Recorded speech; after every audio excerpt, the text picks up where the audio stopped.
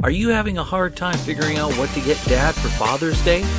Shop now at sportshistorynetwork.com/row1 and save 15% off your order when you check out Row 1 Brand's Vintage Sports Pictorium Gallery. They have America's best sports art.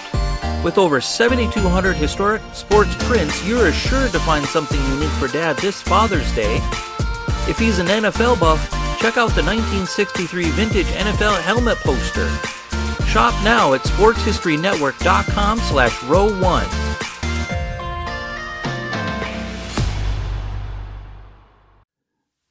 This podcast is part of the Sports History Network, your headquarters for the yesteryear of your favorite sport. You can learn more at sportshistorynetwork.com. Hello, old sports, and welcome to the Hello, Old Sports podcast on the Sports History Network.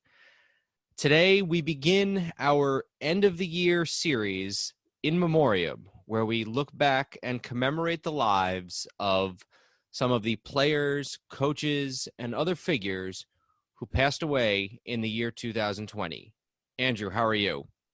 I am doing well today, Dan. You know, obviously there's a lot of people we're going to cover, and in some ways that's a sad thing because it means a lot of important sports figures have passed away in the last year or so, or in the last year in 2020.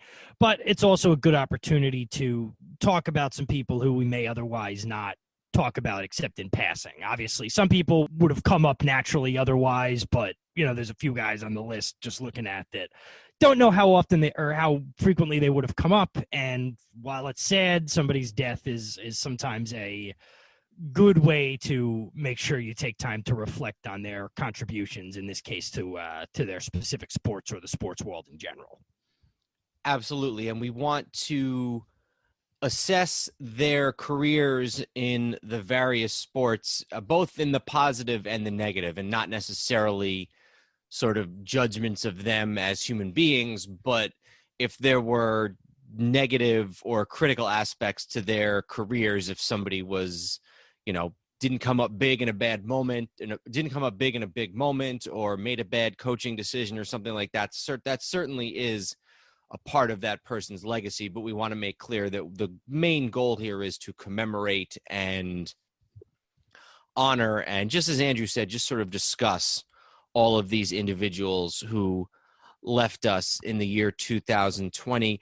You'll also hear, as we go on, some occasional drop-ins. First of all, I've come up with a number of sound clips of some of these guys that I'll drop in here and there, and then also some of our fellow hosts on the Sports History Network dropped in for a few minutes here and there in previously recorded segments to talk about one player or another. So that's something else you can look forward to. I also think it is probably worth having full disclosure with the audience. This is attempt number 3 on our parts to record this episode. We first tried to record 1 week ago and had many a technical problem. And then on Saturday of this past week, we actually did do a full recording, lots of good stuff there. And then when we went back to edit the sound, we soon found that it was basically unusable. So hopefully the fact that this is the second time around that we're doing this is going to practice makes perfect, maybe. So this is our first step. We anticipate that this will take 3, maybe 4 episodes. We obviously won't know until we're finished. Also, even as we're recording and the month of December has gone on, there have been a few additional figures that have passed away this year. So this is the type of project where we won't know entirely where it's going to end until we're entirely finished with it. So why don't we go ahead and get started? Sure. And I guess the one sort of thing I just wanted to mention in relation to what you just said about us having recorded previously is we're obviously going to be going over the same kind of ground anyway, but there's a chance we may slip up and refer to something that we talked about in the previous one. So hopefully that's kept to a minimum because it should still be the same subject matter, but I will try to avoid references to an episode that no one will ever hear. So the lost episode, sort of like the Honeymooners. Yes. All right. So what we're planning to do here is sort of take this in chronological order of when each person passed away. So why don't we start right away with David Stern, who was born in 1942 and died on January the 1st. Stern was the fourth commissioner of the NBA, serving for 30 years from 1984 to 2014. During this time, he saw the league transform from a second-tier sport struggling to attract viewers to a global enterprise with its stars recognizable around the world. Stern's tenure saw the addition of 7 new teams in the NBA, bringing the total number of teams in the league to 30. Occasionally criticized for his heavy-handed methods, Stern nonetheless will go down as one of the most influential and popular commissioners in American sports history. Right, and I think with David Stern, there's so much to talk about in terms of where the sport was when he took over and where the sport was when he left. Certainly it's not a straight line in terms of, if you think about both in the public consciousness and probably in reality as well, the NBA was in sort of a low point in terms of popularity and image in the late 70s, and that all started to turn around in 1979 with Magic Johnson and Larry Bird coming into the league. Obviously, by the time Stern took over 5 years later, they already each won a couple of championships, or each won one championship or two, and we're starting to play in the first of several NBA finals against each other, and the league was taking off. So it wasn't like he came in right at the beginning of that, but it was a time in the league where you still had games being tape delayed and shown at midnight in certain markets and things like that. And he took over sort of on the upswing of that. And then you had the whole 90s with Michael Jordan, where he's sort of inextricably linked to that era. And then the other thing that you just mentioned that I think really is important too is adding the 7 teams to the league. And some of those, the ones that jump out in my mind being Miami specifically, and more recently here, Toronto. But really, if you focus on a team like Miami, those have become cornerstone franchises in the league. The only one that really has struggled, or that did struggle, was Vancouver. You figure it's huge in Toronto. The NBA has done incredibly well in both Orlando and Miami. Now, obviously, having LeBron helped, but even before that, it was a team with Pat Riley and Tim Hardaway and Alonzo Mourning. This year after that. Yeah, exactly. Minnesota has always done relatively well.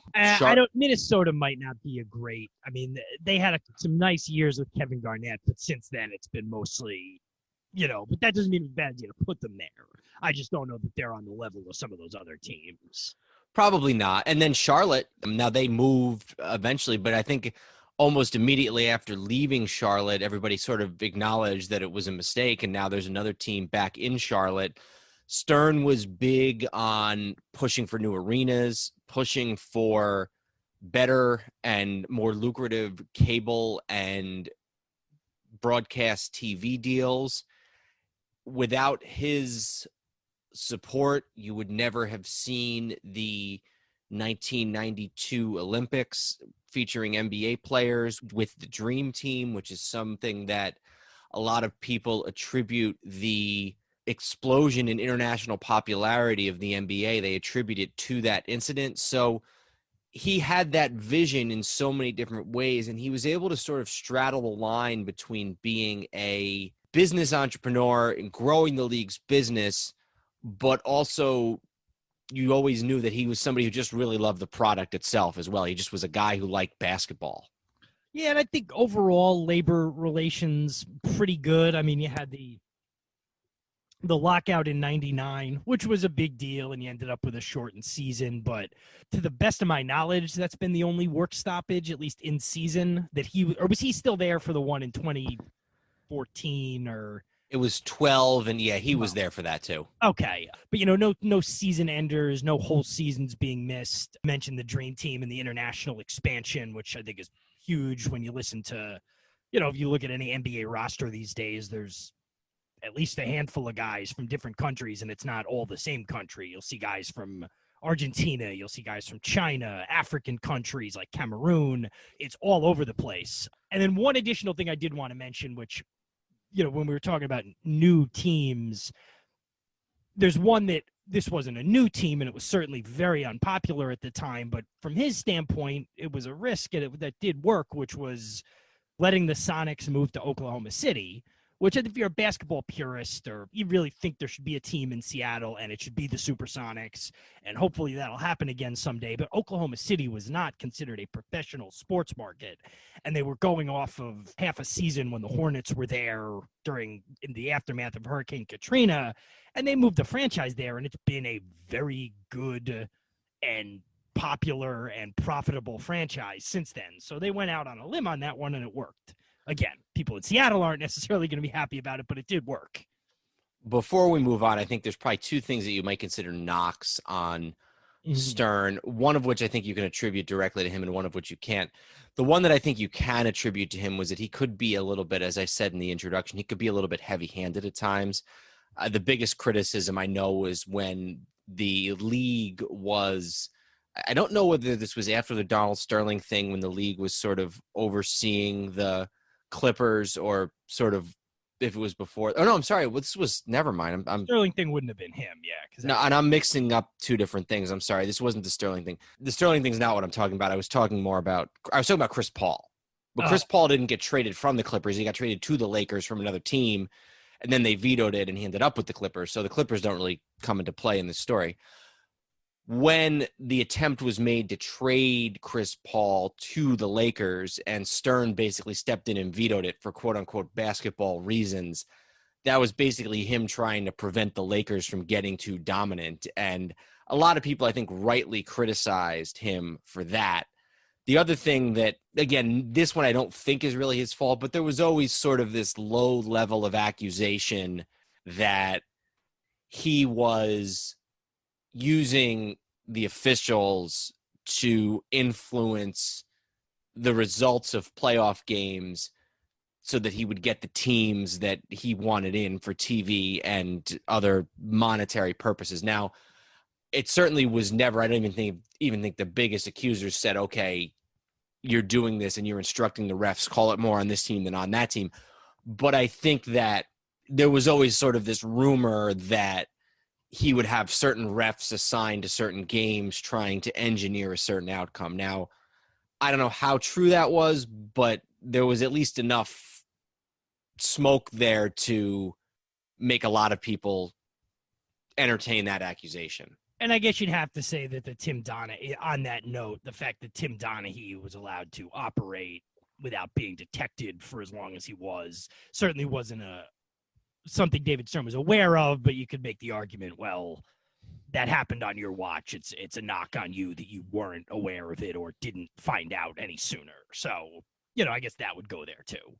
Absolutely. All right, well, let's go from a man who built his legacy over the course of several decades to somebody who's basically built his entire legacy on one afternoon in October. Do you want to read the next little biography? Don Larsen, born in 1929, passed away on January 1st as well.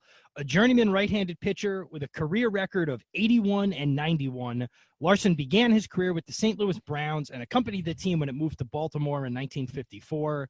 That year, he led the league in losses, compiling an almost unheard-of record of 3-21. Traded to the Yankees in 1955, he spent 5 years in New York, appearing in 4 World Series and winning 2 championship rings. Larsen's most memorable day came in Game 5 of the 1956 World Series, where he pitched the only perfect game in World Series history against a Brooklyn Dodger team with 4 future Hall of Famers in its lineup. Because of this singular achievement, Larsen was favorite at Yankee Old Timers Day for several decades after his retirement. Larsen is ready, gets the sign. 2 strikes, ball 1. Here comes the pitch. Strike 3. A no-hitter, a perfect game for Don Larsen. Yogi Berra runs out there. He leaps on Larsen, and he's swarmed by his teammates. Listen to this crowd roar. The first World Series no-hitter, a perfect performance by Don Larsen. So let's take a look here at the pitching rotation of the 1956 Yankees. You got Whitey Ford, and then you got Johnny Cooks, Don Larsen, Tom Sturdivant, and Bob Turley. And then if you just look ahead to The following year, you have Bobby Shantz, you have Bob Grimm, Art Ditmar, Tommy Byrne. These were all sort of the names of Yankee pitchers in the 1950s. There was Whitey Ford, and then there was everybody else. Some guys would have good years, some guys would have bad years, but it was really sort of from about 1954 on, it was a rotating cast for the next 7 or 8 years of Whitey Ford and then other guys, good major league pitchers who made their way in and out. So Don Larsen, with his career losing record, is not somebody you would have heard of had he not pitched this perfect game in 1956. And obviously, anybody who pitches a perfect game anytime is impressive, and pitching a perfect game in Game 5 of a World Series is even more impressive. But when you figure this was a team that he pitched again, this sort of vaunted Brooklyn Dodger team that we'll talk more about in a little bit, Jackie Robinson, Duke Snider, Pee Wee Reese, Roy Campanella, not to mention Gil Hodges, who a lot of people, myself included, think should be in the Hall of Fame. So really just a very, very legendary day as a part of a legendary rivalry from somebody you would never have expected it from. Yeah, and the last, nobody knew it at the time, but the last one of those Dodger Yankee World Series, the first one after the Yankees had lost to the Dodgers the year before. And then you mentioned it happening in the World Series. Obviously, it was the only perfect game, and still the only perfect game in World Series history, only perfect game in the postseason for a very long time until Roy Halladay with the Phillies did it against Cincinnati in, I believe it was game 1 of a divisional series. And then the fact that it was the Yankees. It was those Yankee teams that won all those World Series, and say what you will about the Yankees, they honor their sort of history. They have so much more history to go off of that they honor it. I think they're the only franchise that still regularly does an Old Timers Day. And although this was not much more than, or was nothing more than coincidence, sort of the modern parallels where in 1998, David Wells throws the perfect game, first Yankee perfect game since Don Larsen. He and Don Larsen went to the same high school in Southern California, were both known as partiers. I think we discussed in our original episode that there were rumors from both of them about having gone out drinking the night before the game, depending on how credible you want to consider those. The next year when David Cone throws the perfect game, Larsen is in attendance because it's Yogi Berra Day, and it's one of Berra's, if not the first time he's been back at Yankee Stadium in years, and he's there with Larsen as Cone throws a perfect game. So sort of it was always going to be relevant, but it kept being sort of at the front of people's minds for those couple of years too. Larsen he had started game 2 of the series and had gotten shelled. He hadn't even made it out of the second inning and was very surprised when Casey Stengel selected him to pitch in game 5. He actually ended up playing, I believe he closed his career. By 1962, he was on the San Francisco Giants, and he actually makes one last postseason appearance with the World Series appearance with the Giants against the Yankees in 1962 in the World Series. So it's interesting. Things sort of come full circle there.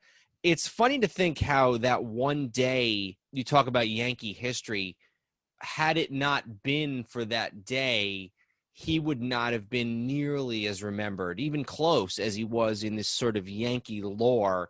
We wouldn't be talking about him probably. He would have been just another journeyman pitcher. So there are Hall of Famers who played at the same time as Don Larsen who are not known by half as many fans as know who Don Larsen is. And then, also, and just by the way, you see, he went to San Francisco after a stop in Kansas City, which during that era was where the Yankees sent people when they didn't have any use for them anymore. But anytime they wanted somebody back, they would just get them back from Kansas City because they were basically a minor league team for the Yankees. That's an episode at some point, I feel like. Yeah. So then he was with San Francisco for a few years. And then in 64, he went from San Francisco to Houston, was with Houston in 64 and part of 65, then went to Baltimore in 65, back to Baltimore, and then came back in 1967 with the Cubs for 3 games, it looks like. He pitched to a 9 ERA that year at 37 years old. And, the other thing that makes the Larsen thing so iconic is just the very end when he gets the last out and Yogi jumps into his arms. That it was a World Series, perfect game, Yankees, Dodgers. It was always going to be iconic, but that's the second sentence anytime anybody mentions that game, that comes up pretty quickly. Absolutely. All right, well, why don't we move on and talk about Kobe Bryant, who was born in 1978 and died tragically in a plane crash on January 26th, along with his daughter Gianna and 7 other people. Joining the Los Angeles Lakers directly out of high school in 1996, Bryant played 20 years with the team, winning 5 championships and being named to 18 All-Star games, second only to fellow Laker Kareem Abdul-Jabbar.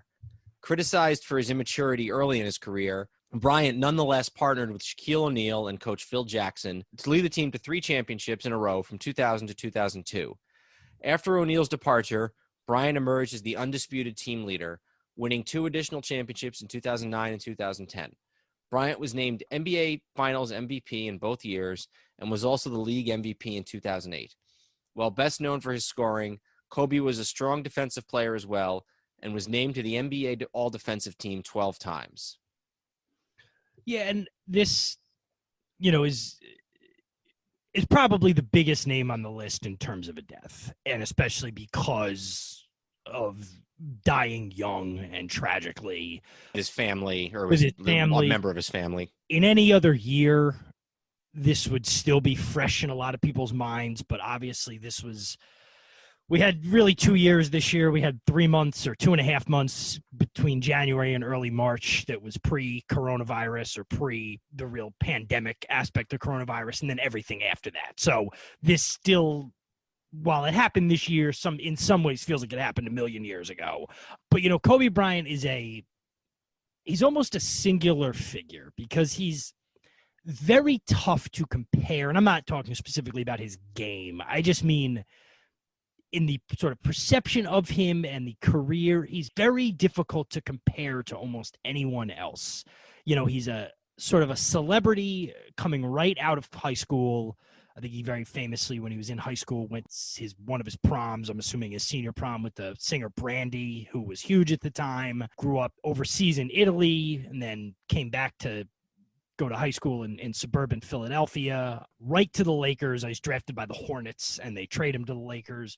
Right to the Lakers as they're back, starting to go back on an upswing with Shaq, and Phil comes in, and 3 championships in a row. And then it all blows apart after the 2004 season, and, Phil leaves, writes a book that is very critical of Kobe.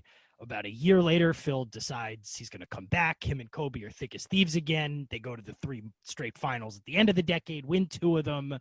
And then there's sort of the denouement where he's on a bad team. He's an older guy. He's probably in the way of other guys developing at that point in the franchise moving forward. But has he earned the right to do that, given his stature?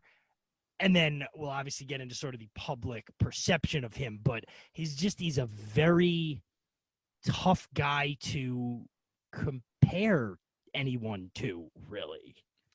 In 18 years, he sort of almost had 4 different tenures with the Lakers. He sort of had the early on. He was drafted the same year that Shaq signed with the team. It was 96, and that was right after Magic Johnson had his aborted comeback and left. And that was a team with Nick Van Exel and Eddie Jones, Cedric Ceballos. And Del Harris was the coach. And that was a good sort of, mid-seed, second-round playoff team. He leaves. Del Harris gets fired. They make some trades. Then Phil comes in, and you got the dynasty team, 3 in a row, Kobe to Shaq, that whole thing.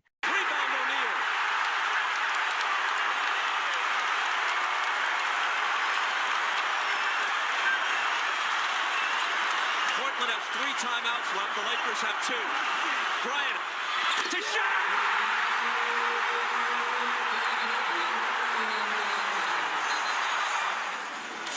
Kobe Bryant's 2 free throws and then a jumper gave the Lakers a 4-point lead. And now his assist to Shaquille O'Neal makes it a 6-point difference with 41 and 3/10 seconds left. LA has outscored Portland 25-4 in the last 9 minutes and 50 seconds. Then Shaq leaves, and there's that sort of interregnum period, and then you've got the years with Pau Gasol, Ron Artest, those guys.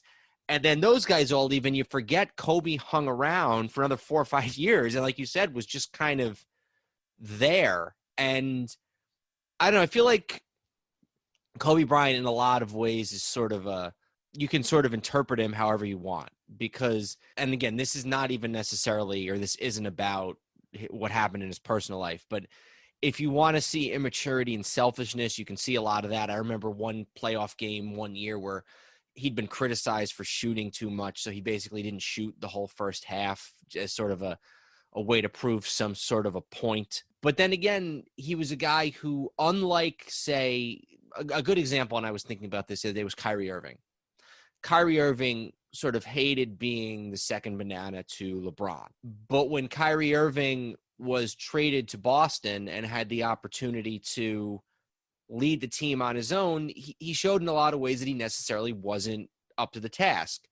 Kobe, for all his immaturity in the early years, did develop into a team leader and was obviously the undisputed superstar and leader of those teams that won 2 titles and almost won a third.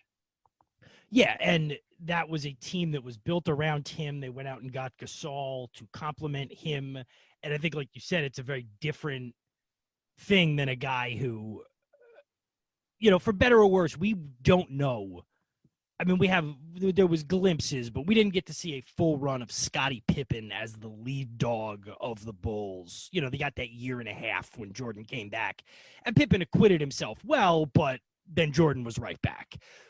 Kobe is a guy we saw as sort of a, not role player, but he was definitely the supporter of Shaq those first few years. And then we got to see him as the lead dog of championship teams, and he proved that, yes, he could do it. And by the way, probably deserved more credit than he got, even though he got plenty of credit, probably deserved more credit than he got for those first 3 titles as well, in retrospect, after you see what he did, previously or later on. Yeah, a few things. First of all, I think people forget just how close in 2004 Kobe was to being the one that left.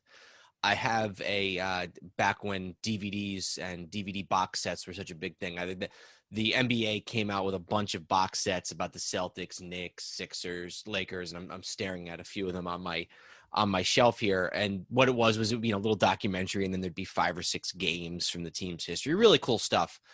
And the Lakers one came out in 2004, which was right after the year when they'd had Peyton and Malone and lost, and Phil's last year, and the year Phil wrote the book about and all that stuff. And if I pulled out and looked at the pictures that are on the cover of that DVD, in addition to all the guys you might expect, West, Baylor, Kareem, Magic, there's a picture of Kurt Rambis. There's a picture of Michael Cooper and Gail Goodrich, guys who are not considered all-time greats. Not a single picture of Kobe. So there was a time period when the Lakers were very much ready to move on from Kobe and were sort of, just as an organization, starting to distance themselves. The other thing that I would mention is, I think sometimes because he's such a cartoon character in some ways, and he's kind of been seen as a lovable, sort of a lovable teddy bear, you forget that Shaq in his own day was kind of a jerk too. He clashed with people in Orlando. He had all sorts of issues with sort of being accused of not practicing hard enough or not taking the time to rehab his injuries when he was in LA. And that was one of the conflicts between him and Kobe. So I think a lot of people, maybe because of the rape allegations, maybe because of Phil and his book, maybe because Shaq has turned into sort of, almost a Yogi Berra type figure where everybody loves him. I think you forget that there was plenty for Kobe to get frustrated with Shaq about on the maturity front too. Yeah, absolutely. And I think you also have to just remember what age Kobe was at the time of some of that. Just to circle back real quick, and then I had a couple of points. The one thing I would say when you mentioned all the guys on the cover of the DVD and you mentioned Kurt Rambis, that was eye candy. I mean, you have to admit, when you see Kurt Rambis in his goggles with his really high shorts and his out of control facial hair. But anyway, so if you don't know what Kurt Rambis looked like, you can't see what he looks like now because now he looks normal. Yeah. But then Rambus Lakers, and it's bizarre. So anyway, Kobe, this was before my time, but I went to school. I went to college in Philadelphia in 2004 was my freshman year. So it was a good almost 10 years since Kobe been there, but having gone to high school at Lower Marion, right outside the school, right outside the city, and his father, Jellybean Bryant, went to LaSalle in the 70s and then was a coach at LaSalle before, I think he left Kobe's senior year of high school, maybe to focus on Kobe's recruitment or NBA potential. So there's still LaSalle fans around who had this pipe dream for a couple of years that, maybe Jellybean's kid will come here. But he was never going to college, and if he was going to college, he wasn't going to LaSalle.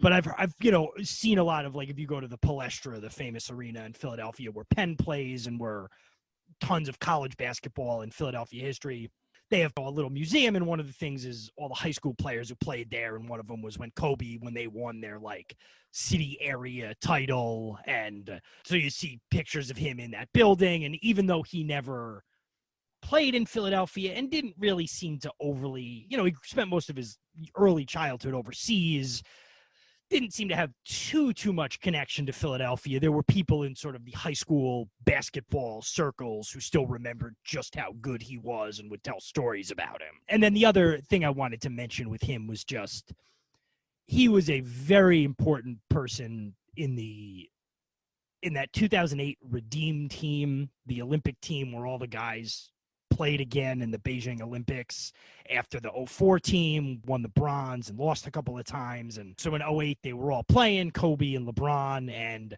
he was sort of I don't know if he was officially the captain, but he was sort of the one who made sure those guys were seen going to different events at the Olympics and talking up other athletes and spending time sort of around other games. And there's a quote that I've always really liked where he was doing a press conference and talking about all the events he'd been to, and not just sprinting and swimming. That was the Michael Phelps year. But, he was talking about the different things he went to. And then he said, yeah, I'm upset we have, I don't know if it was a game or practice or whatever, and I can't go to the synchronized swimming final today. And all the reporters laughed at him. And he said something like, I'm not joking. He's like, that's the hardest thing I've ever seen. And, that's anecdotal and it's a little thing, but it shows that maybe. And then you hear about the things with him and his daughters, one of whom was tragically killed with him, about being really into being a father and being sort of a champion of women's athletics and things later on in his life post-retirement, that there's always going to be more to him than the caricature and what might have happened in Denver 15 years ago. Not to diminish any of that, but as usual, the full picture is a little more complicated than just reading headlines from 10, 15 years ago. And from an on-the-court point of view, he is probably the second best shooting guard in NBA history. So, and then just, we can't gloss over, had a game. It was during that sort of intermediary period between the Shaq teams and the rebuild where they became a championship contender, but he scored 81 points in a game in, I want to say it was January or February of 2006 against the Raptors. It was a Sunday afternoon, I think, because I remember checking sort of my like internet that night in my college dorm room, and I was like, oh my God, because I didn't, you always growing up here, Will Chamberlain scored 100 points. Well, nobody's ever going to get near that again. And I don't know that 81 is near 100, but it's certainly more near 100 than I ever thought I'd see anyone get ever again. And before we move on, I do have to this was around that same era where he had a quote about those teams and why he shot so much. And he said, I almost won an MVP with Smush Parker and Kwame Brown on my team.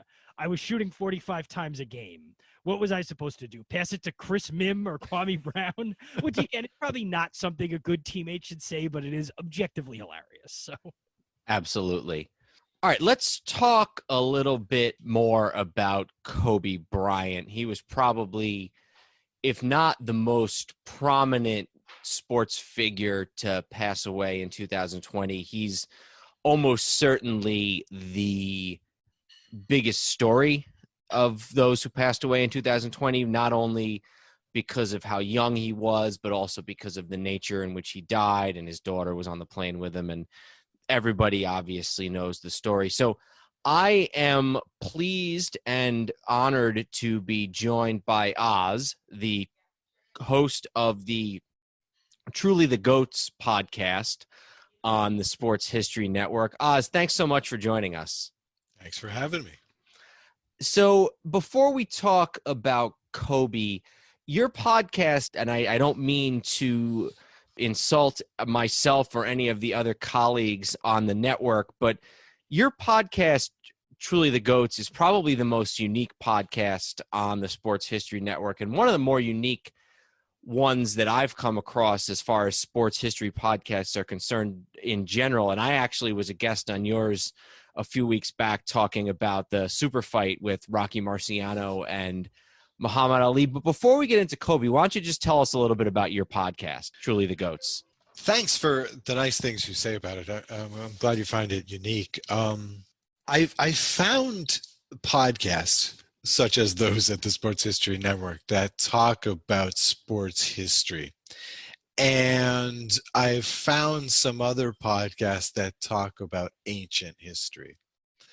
But never, or I shouldn't say never, I don't want to sound too pretentious, but I'm trying to approach the show from the perspective of there's this continuity of sport in humanity, right? There is something about these abstract games, this thing that we do, which isn't quite art and it isn't work, and like, so what is it? You know, why do we do this?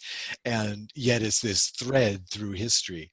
Now, not always in history have we had such complex sports as we have now. In fact, now is truly, in the history of humanity, a golden age for sport worldwide.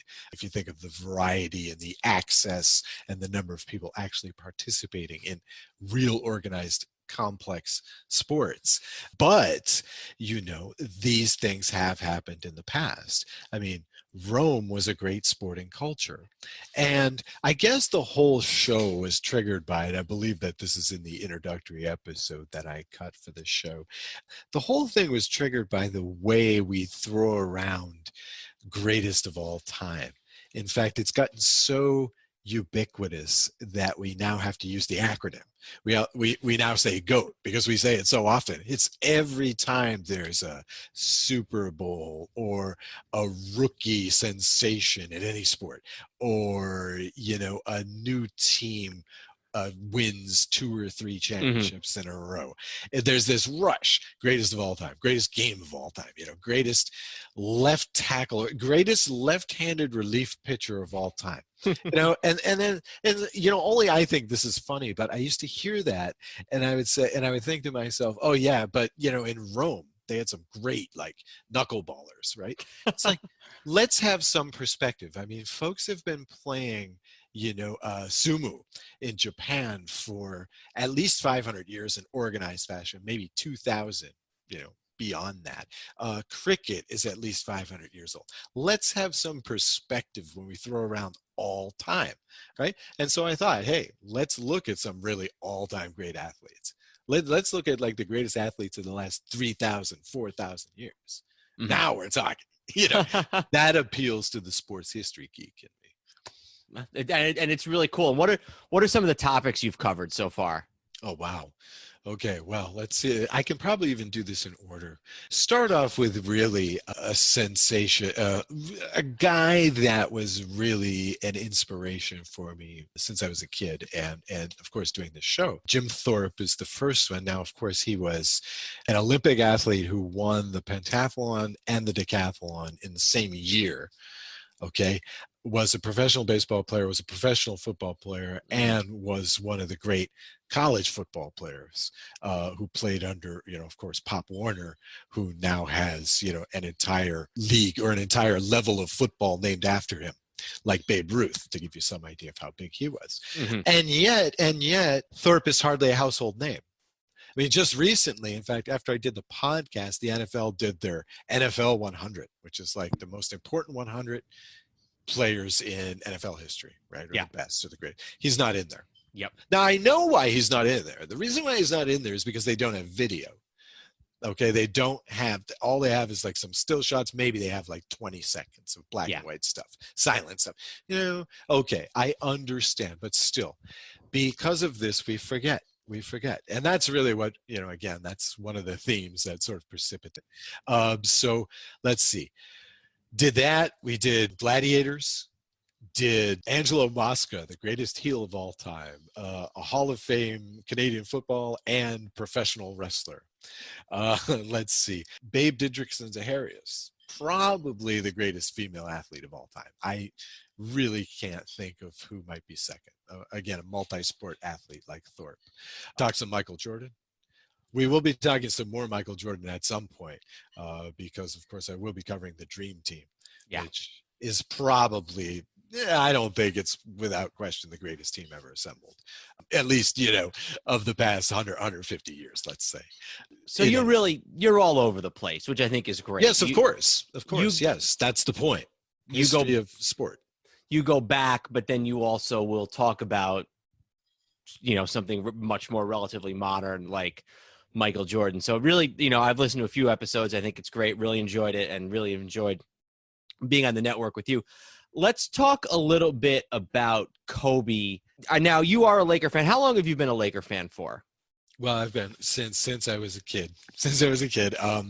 Basically, like a lot of people, I really was awakened to the sport by the year, first Magic and Larry Bird played in the NCAA basketball finals. Mm-hmm. And then, they were both first round picks or first number one overall picks or whatever. Yeah. They were going to face off in the pros. And we knew that this was like the rebirth of the Celtics and the Lakers, the great historical franchises. Mm-hmm. The Celtics had not been bad, actually, at this time. And so, my brother and I were both young, maybe 9 and 8. And, just discovering sports and whatever. But we love baseball and football. But here comes this new thing. Because, of course, before Stern, before the 80s, basketball was like roller derby. It was not on the level. It was not on the level it is today. I dare say in the North, hockey was well bigger than NBA. Probably true. Before 1980, before Bird and Johnson, really, mm-hmm. and all these guys coming in. And so my brother and I said, hey, basketball, cool.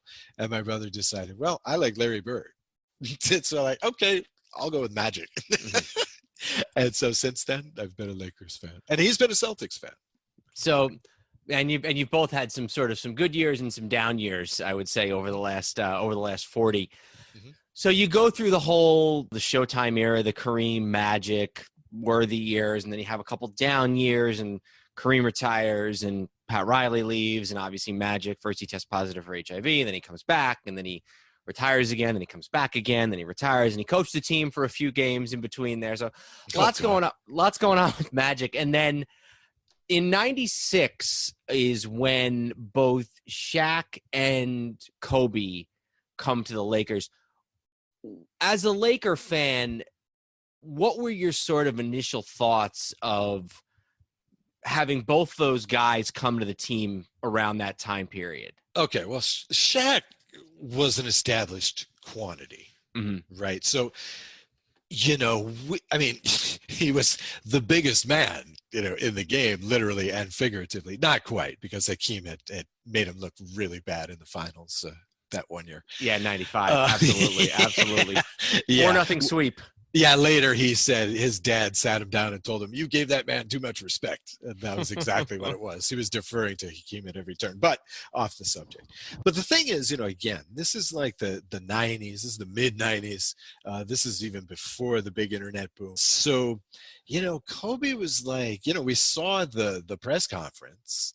I'm going to take my talents to the NBA. By the way, LeBron stole that line. And, so we knew that. And, you forget too, until he was, I think, 16, he played ball in Italy. Yeah. He did his high school in Italy, mm-hmm. And so even folks who were, as crazy as you could get about high school ball knew very little about him. He played in Philadelphia for a couple of years, and so we didn't know about him. And Vlade Divac, who we traded for Kobe, was we loved him. We did. I mean, in his rookie year in the States, because he had played in Yugoslavia before that. But his rookie year in the States, they were in the finals. Yeah. That was the year they lost to Michael's championship team. And so we loved him, and he was there. And, those were lean years, but we were still in the playoffs almost every year. It was Nick Van Exel and Cedric Ceballos and Eddie Jones. Yeah, and Eddie Jones and Vlade. And Vlade was there the whole time. So he was beloved, but jeez. I mean, when you're bringing in Shaq, you got to face facts. And if they're willing to give up the number 14 pick, who turned out to be pretty good for us, you do it. It was pretty exciting. Absolutely. So they go on, and Phil comes in eventually, and they win the 3 championships, and then there's the year with Karl Malone and Peyton, and they go, and obviously this feud between Shaq and Kobe starts to develop. And I guess my question for you is sort of two-pronged. Number one, sort of what is your memory of those years and those feuds between Shaq and Kobe? And then as a fan, did you have a side? Were you a Shaq person, a Kobe person? I was thinking about, the top moments, the top, like what are the iconic Kobe moments? And for me, I mean, I do have one, but that's not this. But for me, I'm tempted to go with basically the entire 1991-2000 season. I mean, okay, Phil Jackson comes in, he brings in Ron Harper, who it cannot be underestimated. Was really, he kept those guys organized. Let's say he kept them cool. When the pressure turned on in the playoffs, he kept them under control. He was great at that. He was great at running the triangle too, which Phil brought in. And these guys were unstoppable. You get that. I mean, what Phil did was, and this is the power of Phil Jackson. He's his stars coach, right? He taught them how to be one of the greatest 1-2s of all time. Seriously. Here's me. I hate using that expression, but ever. Let's say one of the best 1-2s the NBA has seen. Honestly. And those 3 years when Shaq was in shape, which is what caused the rift, and he was dominant, and those guys were unstoppable. It was brilliant. It was amazing. It was, at one point Shaq tried to get them nicknamed Thunder and Lightning. That's exactly what it was. I mean, these guys could kill you 2 ways. You had to double team both of them. That's mathematically impossible. And it was so great about those teams. So the thing is, was I a Kobe guy or was I a Shaq guy? I mean, the answer is yes. I mean, no Lakers fan at that time wants that to be broken up. And basically what it came down to is, and I mean this in the kindest possible way about basketball, Kobe was a sociopath. Yeah. Right. For him, basketball was life. Mm-hmm. He's like, and Shaq is like Shaq, everybody loves Shaq, and he liked having a good time and cutting bad rap albums and, stuff like this. And, he wanted to do team stuff and have parties and stuff. And, and he came to camp out of shape every year. So just 2 more questions. First of all, we talked about the early team, sort of the first dynasty, the Shaq years. Give me a little bit of your thoughts on the second set of years. And they didn't win 3 in a row, but they were in 3 finals in a row. Phil leaves and then comes back, and Kobe becomes the undisputed team leader. Give me your thoughts on those teams, that sort of 08, 09, 2010 team that won a couple of championships, lost to the Celtics in 7 games another year. What are your thoughts and memories of those teams? Okay. So I was actually living in Budapest at this time. And I had a blog.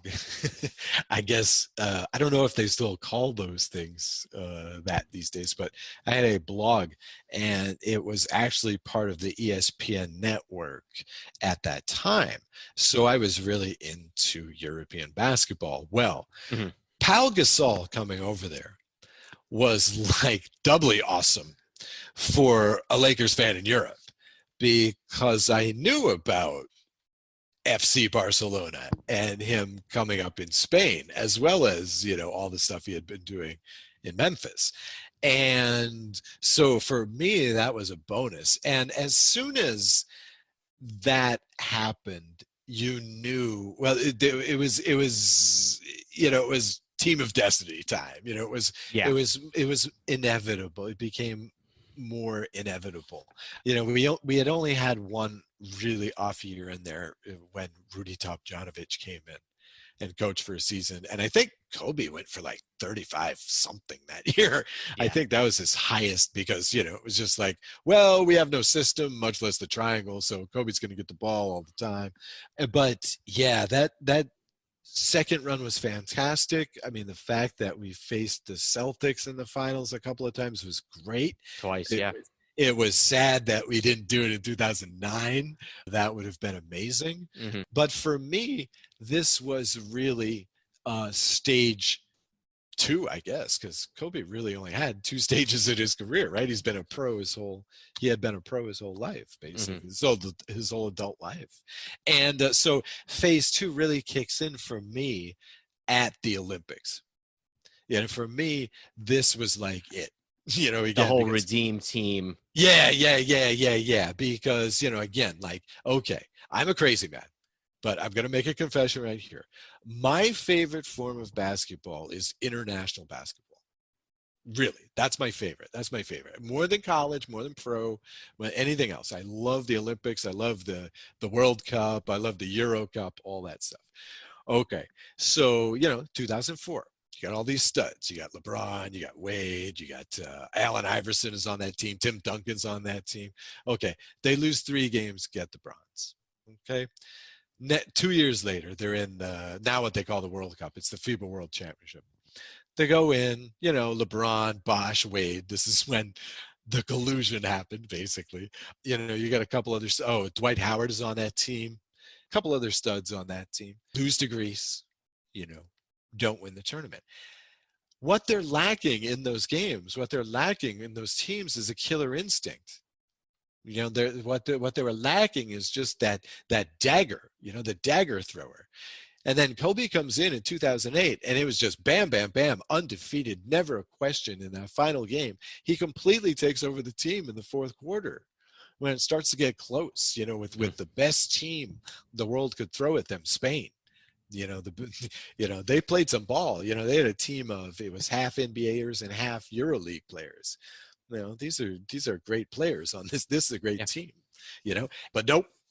Kobe took over in that fourth quarter, 20 points in the game. That 4-point play, that's always, done in replays of FIBA events. That was, for me, he shifted into the gear and he became a team leader.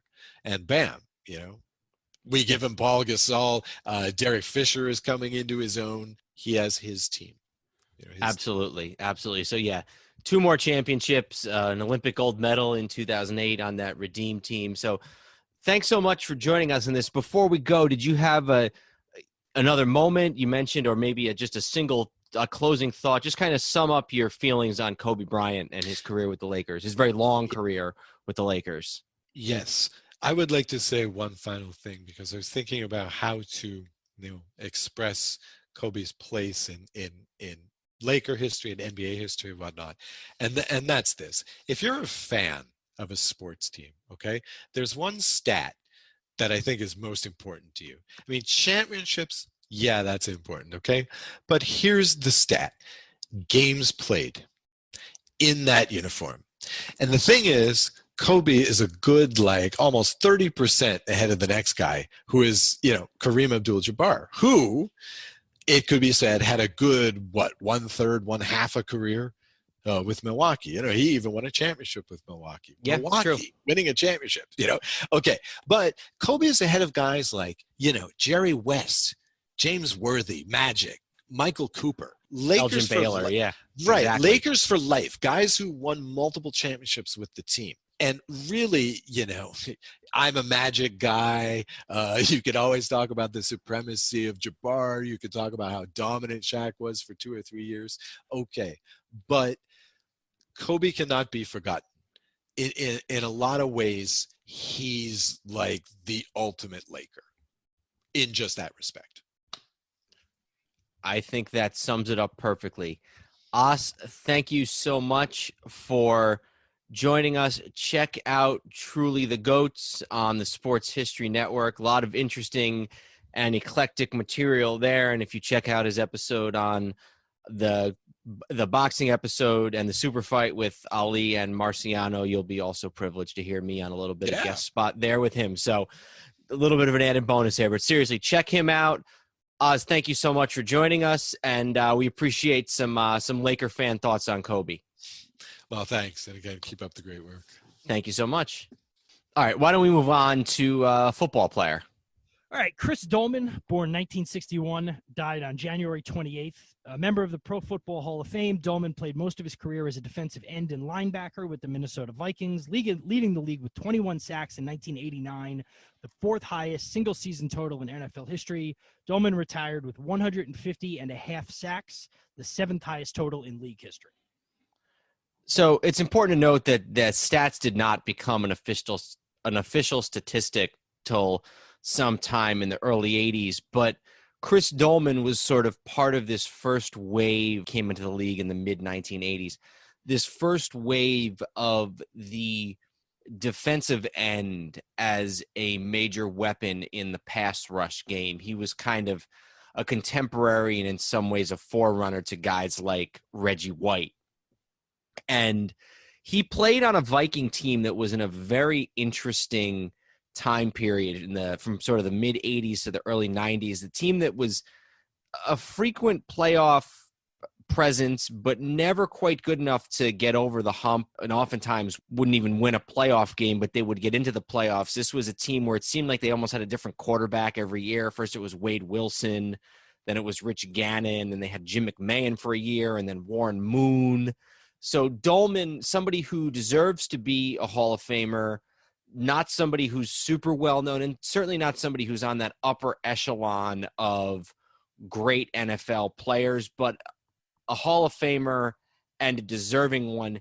He left the Vikings, and he played a few different places after he left the Minnesota Vikings, but immediately after leaving the Vikings, he went to Atlanta and then later to San Francisco, and he joined the 49ers a couple of years after they won the Super Bowl with Steve Young, but he was a part of this larger push in the mid-90s by the 49ers to shore up their defense and not focus so much on offense. And that was when they brought in guys like Ken Norton and Dana Stubblefield and Deion Sanders for a year. Doleman was a part of that whole thing. And then obviously it's just when you see a football player who you remember playing growing up and somebody who died before the age of 60, it's just something that's unfortunately been happening way too much.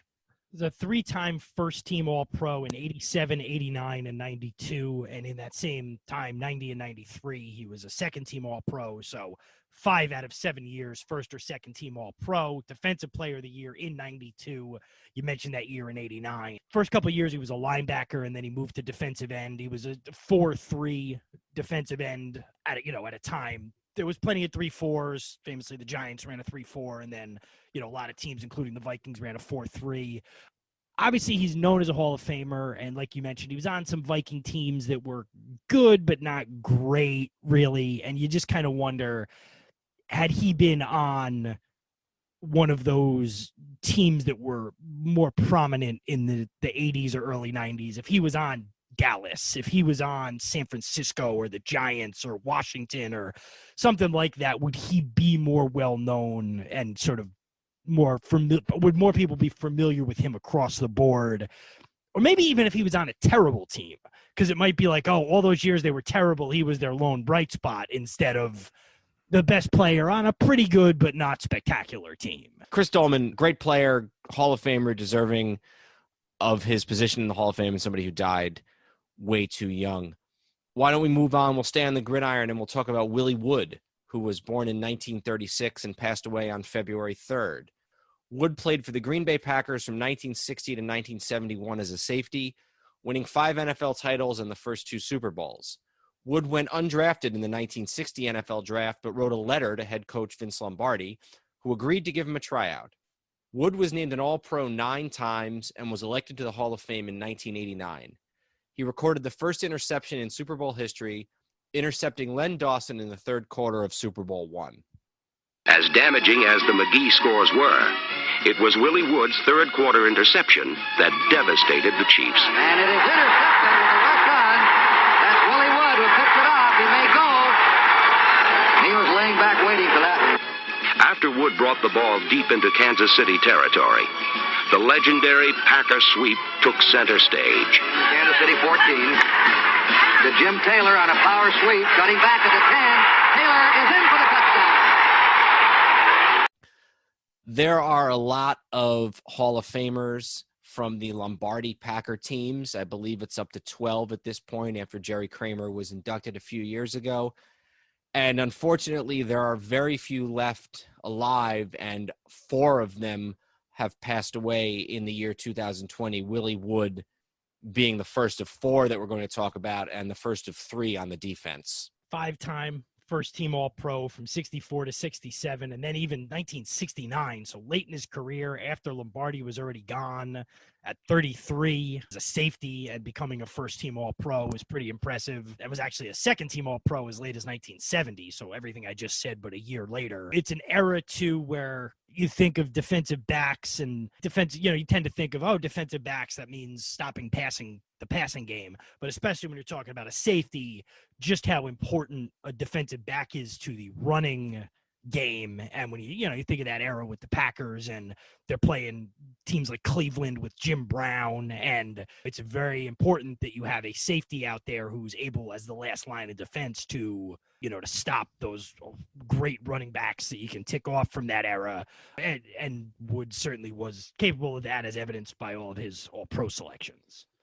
He was a quarterback at USC in the late 1950s, but went undrafted. I'm sure that quite a bit, if not all of that, was due to the prejudice and the stereotype against African-American quarterbacks during that time.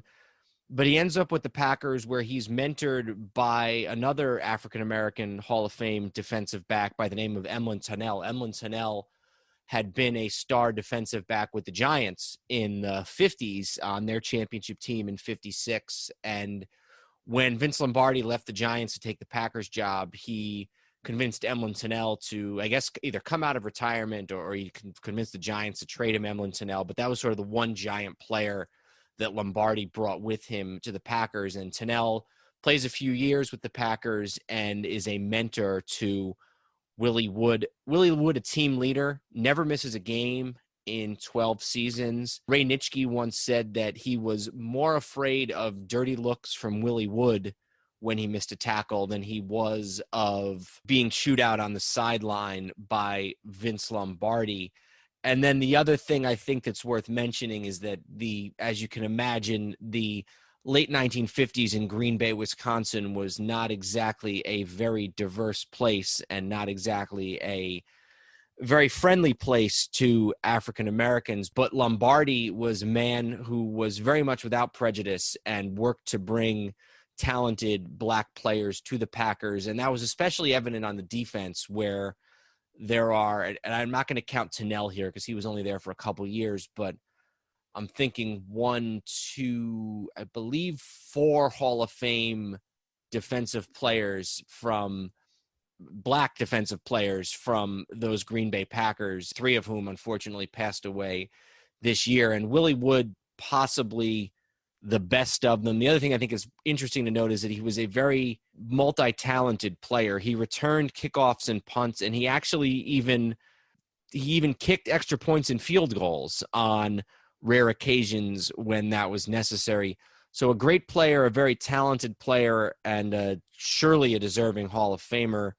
And only one other thing that I would note is that he was a native of the Washington, D.C. area, and on my drives to work, occasionally the route that I take will take me right by Willie Wood Way right by New York Avenue in Washington, D.C. In fact, I just saw it today as I was driving into the office this morning. So great player, groundbreaking, and somebody who just deserves to be considered one of the greatest defensive backs of all time. Quick quote from Lombardi about him, and this is from the Packers website right up the day after he passed. It says, "Pound for pound, Willie was the best tackler in the game," Lombardi once said. I think, and then his director, Dave Hanner, who spent 44 years in the NFL as a player, coach, and scout, said, "I think Willie Wood was as good a tackler as I've ever seen." So I talked about stopping the run, and that would certainly be a important factor in that. Absolutely. So let's move on from the Packers of the 60s to a gentleman who is most closely associated with the Brooklyn Dodgers of the 1950s. Sure. Roger Kahn, born in 1927, passed away on February 6th. Born and raised in Brooklyn, Kahn wrote about sports for 7 decades. In 1972, he wrote The Boys of Summer, which tells the story of the lives and careers of the Brooklyn Dodgers of the 1950s. Often cited as one of the best sports books in history, The Boys of Summer is credited with creating the special place that the Brooklyn Dodgers hold in American popular culture. In later years, Kahn authored many additional books, including A Flame of Pure Fire, the definitive biography of Jack Dempsey, who we have talked about in previous episodes. We will not talk about in this episode, passed away just before the start of the new year. Dempsey actually lived for quite some time. I think he lived till, we talked about this in the last episode, he lived to, I think, almost 90. Kahn, and when Kahn wrote his book about Dempsey, a lot of his writing was based on his friendship with Dempsey. I actually have not read The Boys of Summer cover to cover. I've read pieces of it, but I've read 2 other really good books that Kahn has written. One, the Dempsey book that we previously mentioned, and another one called October Men, which is about the 1978 Yankees and the Bucky Dent year and the firing of Billy Martin and all that type of thing. Those of you who listen know that Andrew is historically a big fan of the New York Giants baseball team, who were the great rivals of the Dodgers. And I think that it's safe to say that the Dodgers maybe have been a little bit over romanticized in history at the expense of the Giants. But nonetheless, the Brooklyn Dodgers hold this special place, not only in baseball history, but sort of in American history and Americana, and sort of the loss of the Dodgers is associated with sort of the loss of innocence and the loss of a certain way of life, maybe even the end of a certain type of era in New York City. And a lot of that myth making started with Roger Kahn's book.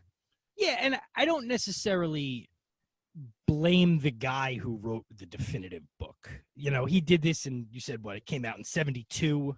Yes. Boys of Summer. It's only 15 years after the Dodgers had left, and it's certainly a very important story and does deserve some romanticism. You know, even beyond, obviously, the Jackie Robinson thing. Jackie Robinson breaking the color barrier is its own whole important part of American history. And those Dodger teams, they were very good. They won a ton of pennants and ran up against the greatest dynasty of all time, and that's probably the only reason they didn't win 6 or 7 world championships. So I've never really had an issue with sort of the original stories, because it does need to be told. My only issue is that sometimes I feel like it comes at I feel like the 10th or 12th retelling of a story of the Dodgers comes at the expense of other stories, and I think things that were probably true for most teams back then get told as if they were unique to the Dodgers, like, oh, most of the players lived in the area. And it's like, well, I think maybe not the Yankees, you know, but in general, I have a feeling most of the Cubs players lived near Chicago, and most of the Tigers players probably lived near where Tiger Stadium was. You know what I mean? So again, it's not that I don't think it's interesting or that it's somehow wrong. I've just always thought maybe it's a little bit overrepresented. I don't mean the Robinson thing. I just mean some of the other stuff. But, you know, anyone who can sort of write a book that spins off its entire own cottage genre for 50 years, That's a good point. Did a very good job. The Dodgers have a lot of things that I think sort of worked in their favor. First of all, they were up until the Nets about 10 years ago.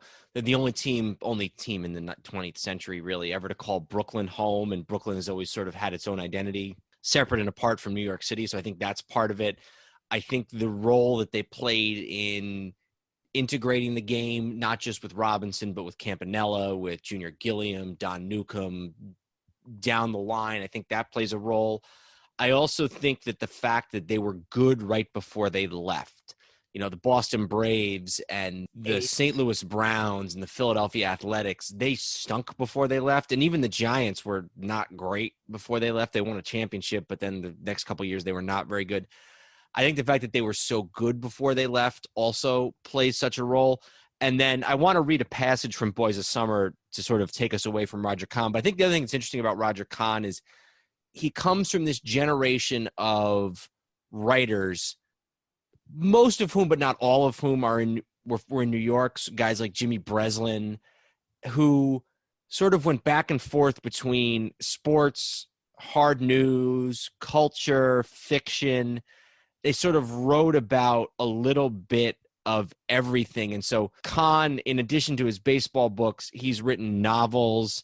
He wrote, obviously, the book about Dempsey. He wrote a book about student rebellion and student protest in the 1970s. He was Jewish, so he wrote several books about the Jewish American experience. And then his memoir described his friendship with four men. That was Robert Frost, the poet, Eugene McCarthy, the senator and one-time presidential candidate, and then Jackie Robinson and Pee Wee Reese. So sort of a bygone era when these journalists either started as sports writers or they dabbled in sports writing as part of a larger career. Let me read to you from Boys of Summer before we move on, just a paragraph here. This is Kahn. My years with the Dodgers were 1952 and 1953, 2 seasons in which they lost to the World Series to the Yankees. You may glory in a team triumphant, but you fall in love with a team in defeat. Losing after great striving is the story of man who was born to sorrow, whose sweetest songs tell of saddest thought, and who, if he is a hero, does nothing in life as becomingly as leaving it. A whole country was stirred by the high deeds and thwarted longings of the Duke, Preacher, Pee Wee, Scoonge, and the rest. The team was awesomely good and yet defeated. Their skills lifted every man's spirit, and their defeat joined them with every man's existence. A national team with a country in thrall, irresistible and unable to beat the Yankees. So that's just a little bit of Roger Kahn there. I've got a little affinity for some teams who've won. But anyway, we can move on. There you go. That's a good point. Well, although I do have to say, though, sometimes I feel that with the Knicks. Like, the fact that the Knicks have never won in some ways, they just, I don't know. It's hard to explain. But you do sometimes have a feeling. It's like Red Sox fans all those years. You have a certain feeling for your team until they win. Let's move on for the first time to the ice hockey rink. Henri Richard was born in 1936 and passed away on March 6th. The younger brother of all-time great Maurice the Rocket Richard, Henry the Pocket Rocket Richard, played 20 years with the Canadiens and won 11 Stanley Cups, tying him with Bill Russell for the most in North American professional sports. Richard scored the Stanley Cup clinching goal in Game 6 of the 1966 Finals against the Detroit Red Wings, and the game-tying and game-winning goals in Game 7 of the 1971 Stanley Cup Finals against Chicago. Richard was named one of the greatest 100 players in NHL history in 2017, the league's 100th anniversary. So they were, he's the younger brother of one of the most famous hockey players of all time, considered one of the greatest hockey players of all time. So he's obviously, it's tough to think about him in any other context but that. They were different style players, but I think the most sort of light I can lend to this, because I'm not going to pretend to have intricate knowledge of the younger Richard brothers. By the way, are we sure it's Henri or is it Henri? I've heard it pronounced both ways, to be honest with you. That Montreal Canadiens dynasty, which is really the only thing comparable to that, is the Yankees dynasty in North American sports in terms of how long it lasted. But it's such a special thing because it's a team in this unique little enclave. It's a Canadian team, but it's in French Canada, so it's not really French, it's not Canadian, it's its own little thing. For a long time, every player on the team was French Canadian. Most of them were from that immediate area. And while certain guys are legends throughout, hockey history, they're gods in the Quebec area, especially if you were part of that long-running championship dynasty. And like you said, he was a key player in 11 championship teams. From 1942 until 1975, that's 33 years, one or both of the Richard brothers were on the Montreal Canadiens. They were 15 years apart. They were teammates for 4 or 5 years. They were 15 years apart in age, so it's not as if they were contemporaries for very long. And he managed to play long enough and have enough big moments to where he sort of was able, at least during his playing days, if not historically, get out of the shadow of his older brother. So, yeah, somebody who definitely is not as good as his brother, is not as legendary as his brother, but still managed to have a lot of big moments and play on a lot of good teams and win 11 Stanley Cups as a member of his hometown team. And you don't see guys doing it in their hometown all that often. And so, like you said, I think that is probably one of the most impressive things about both Richard brothers, is that they were such stars and meant so much in their hometowns. Yeah. They can thank the territorial system back then for that, but that's, that just adds to it. If you're from French Canada during that era, I was going to say if you were a hockey fan. I think if you grew up in French Canada in that era, you were a hockey fan. I don't think there was an if about it. Absolutely. All right, so why don't we move on to another football player? Sure. Del Shofner, born in 1934, passed away on March 11th. Shofner played wide receiver in the NFL for 11 seasons, splitting his time between the Los Angeles Rams and the New York Giants. He was named to 5 All-Pro teams and 5 Pro Bowls and led the league in receiving in 1958. Shofner played in 3 straight NFL championship games with the Giants from 1961 to 1963.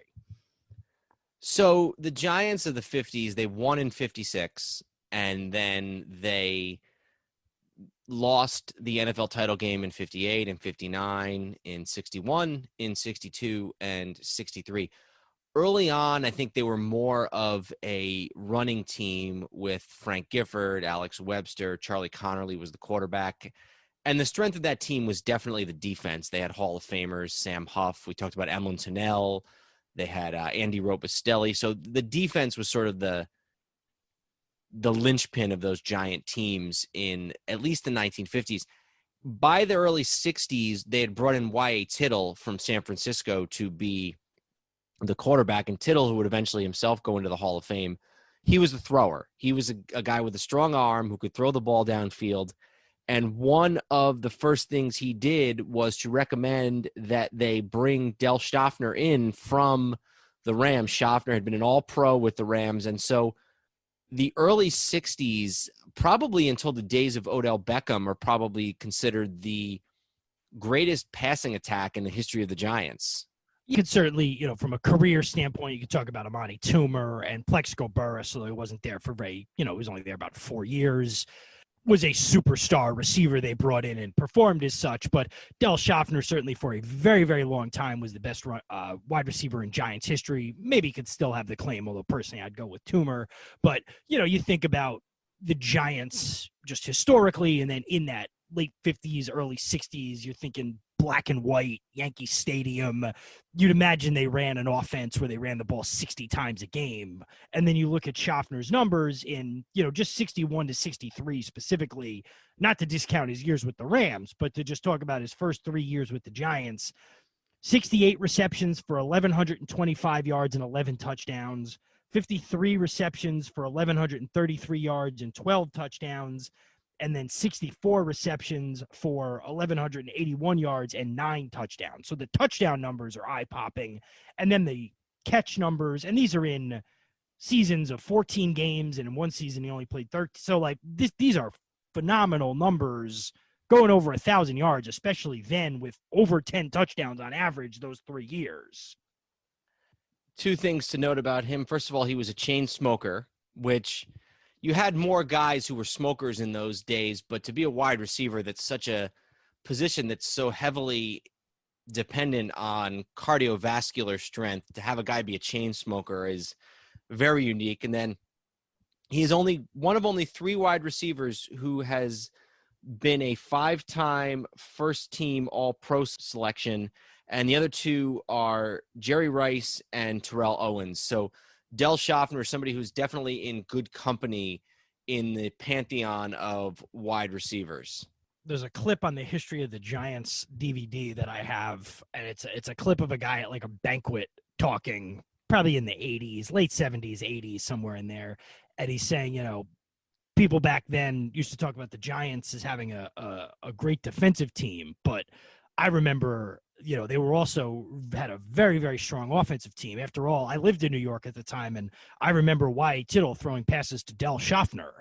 And the reason to me that's always been interesting is the guy who's saying that is Richard Nixon. This is, like I said, it's after his presidency ended, and he's at some banquet or fundraiser, and I don't know why he's talking about that, to be honest, but it's just an interesting thing to hear, like a city or an ex-president of the United States talking about, probably at some important state occasion. I doubt that was what they hired him to make a speech about. I'd like you to talk about Del Shofner tonight, but just to hear him, you know, talk about that shows, yeah, this is something that's stuck in a guy who's had plenty going on's mind 20 years later, was how good an offensive team that was. I think that was Eisenhower's wake that he was speaking at, actually. Seriously? No, of course not. Yeah, no, absolutely. Absolutely. I just would want to point out to the audience that when we recorded this, quote unquote, recorded this for the first time, I guessed what he was talking about. I was familiar with that clip. I didn't jump in this time because it would have seemed fake, but I did so the first time. So I would have been pissed if you jumped in this time, to be honest. Hi, everybody. Our next in memoriam figure is going to be Jimmy Wynn, who was born in 1942 and passed away on March 12th. Known as a toy cannon due to his small stature, Wynn played 15 years in the major leagues, primarily with the Houston Astros. A 3-time All-Star, Wynn failed to make it to the postseason with Houston, making his first appearance in the playoffs with the Dodgers in 1974. Wynn's number 24 was retired by the Astros in 2005. And I am honored to be joined by Warren Rogan, who is the host of Sports Forgotten Heroes, a show which recently joined the Sports History Network, but which I have been a fan of for the last couple of years. Sports Forgotten Heroes is about the stars who have faded away with time. Guys like Earl Morrall, Gil McDougald, Dolph Shays. Those are a few of my favorites that I've listened to, at least. Warren, thanks so much for joining me. Glad to be here. Thanks for having me, Dan. So why don't you just, before we get into Jimmy Wynn, why don't you just talk about your podcast for a second? Sure. Sports Forgotten Heroes, I launched it back April 2017.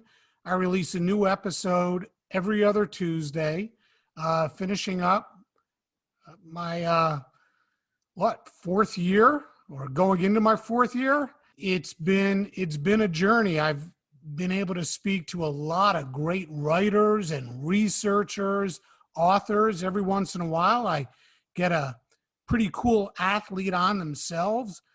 Most of the guys I do talk about have passed away many years ago, but every once in a while, I find someone who is still around and love to talk to them. Guys like Frank Ryan, who was the last quarterback to lead the Cleveland Browns to an NFL championship.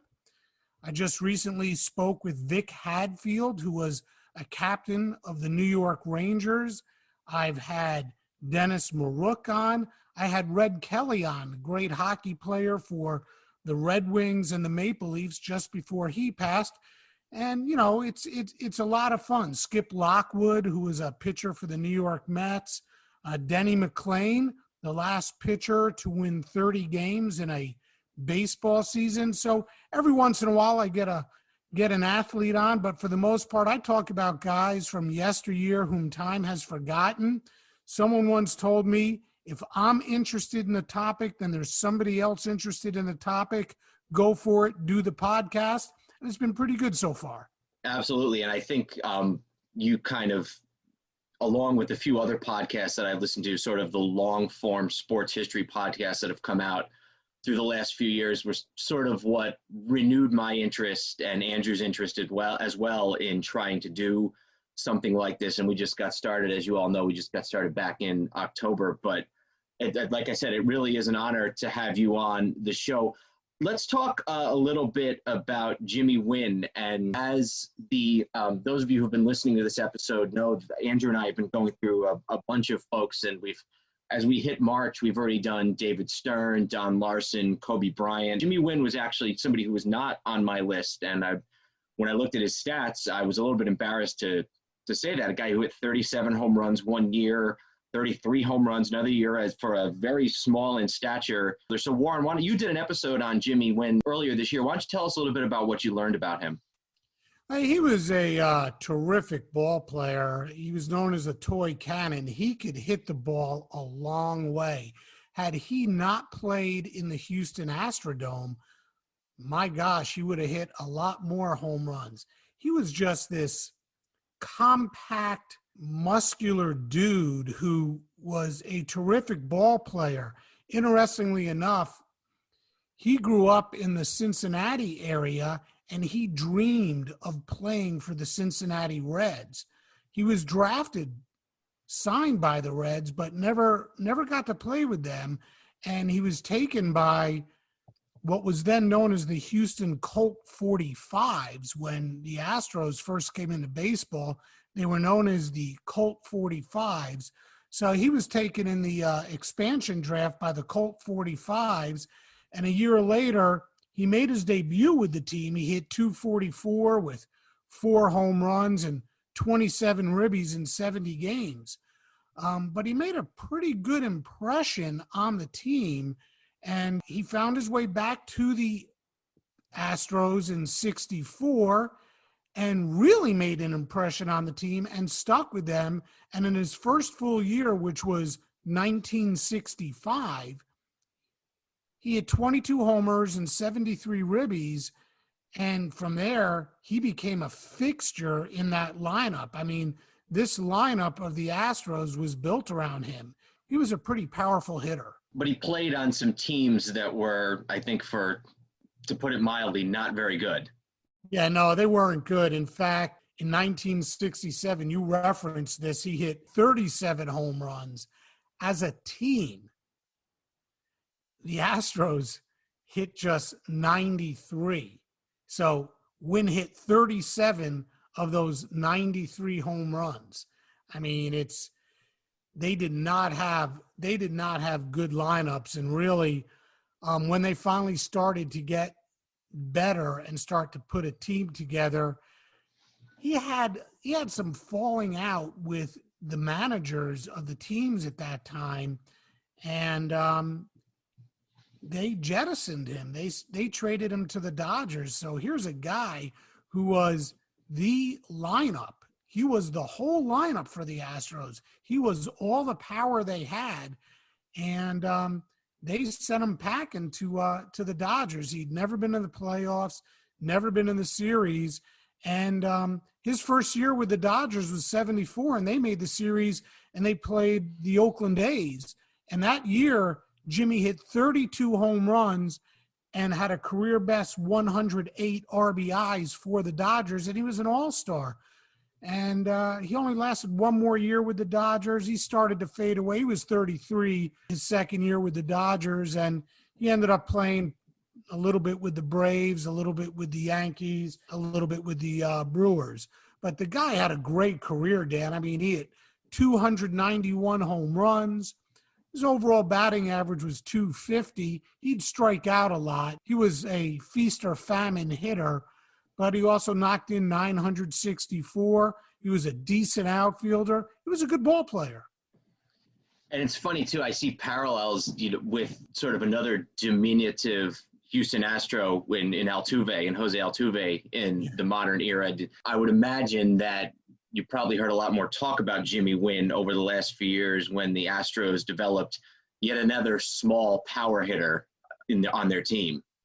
Yeah, Altuve is remarkable. I mean, he's like you said, he's a small, compact guy. I have no idea where that power comes from. Wynn was actually a much more, I don't know how you could say, but a much more physically imposing presence when he got up to the plate. I mean, he was 5'10", and like I said, he could hit the ball a ton. The interesting thing about Jimmy Wynn was he had a falling out with the team as well. Like I said, he and the manager didn't get along, and the manager right now just slips my mind. Was that Harry Walker? It was Harry Walker. And when Jimmy went to the Dodgers, I believe Harry's brother was a coach with the Dodgers, and he said, don't worry about what Harry said. You just come here and do your job. And that's what he did.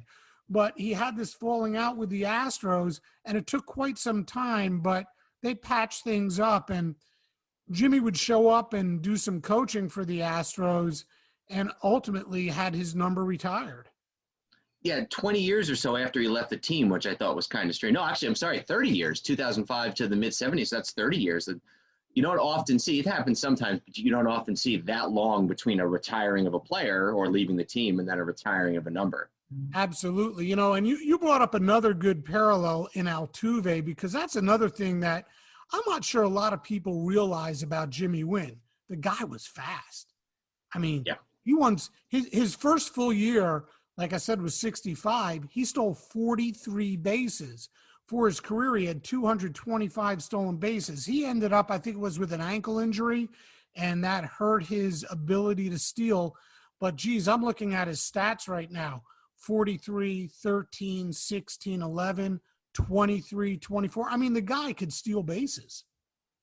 Absolutely. Well, thank you to Warren Rogan from Sports Forgotten Heroes on the Sports History Network. And Warren will pop up a couple more times as the episodes go on. So thank you, Warren.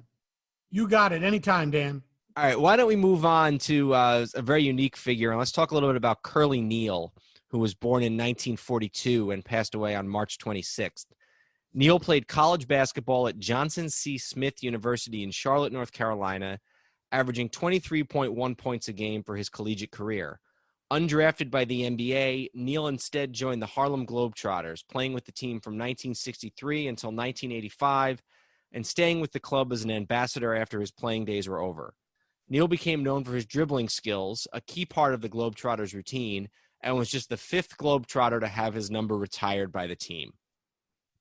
Yeah, he's probably the second most famous Globetrotter, I would say, to Meadowlark Lemon. Certainly the history of the Globetrotters is very interesting because of sort of the racial aspect to it, but also just the different eras of it. And it's not something that if you tried to explain to people would make a lot of sense. Like, you would think it was something that hasn't happened since the 20s, but then it's like, it's this basketball team, but it's also a show for kids, and they're playing guys who are trying to beat them, but it's not very good, he's certainly one of the names that is associated with the Globetrotters for forever. And there was a period of which he was one of the key players on the team where the Globetrotters were very culturally pervasive. They were in cartoons, they were in Scooby-Doo, they were on at least one Gilligan's Island episode. So again, it's tough to boil anything down to statistics. I don't know if they keep statistics for the Globetrotters.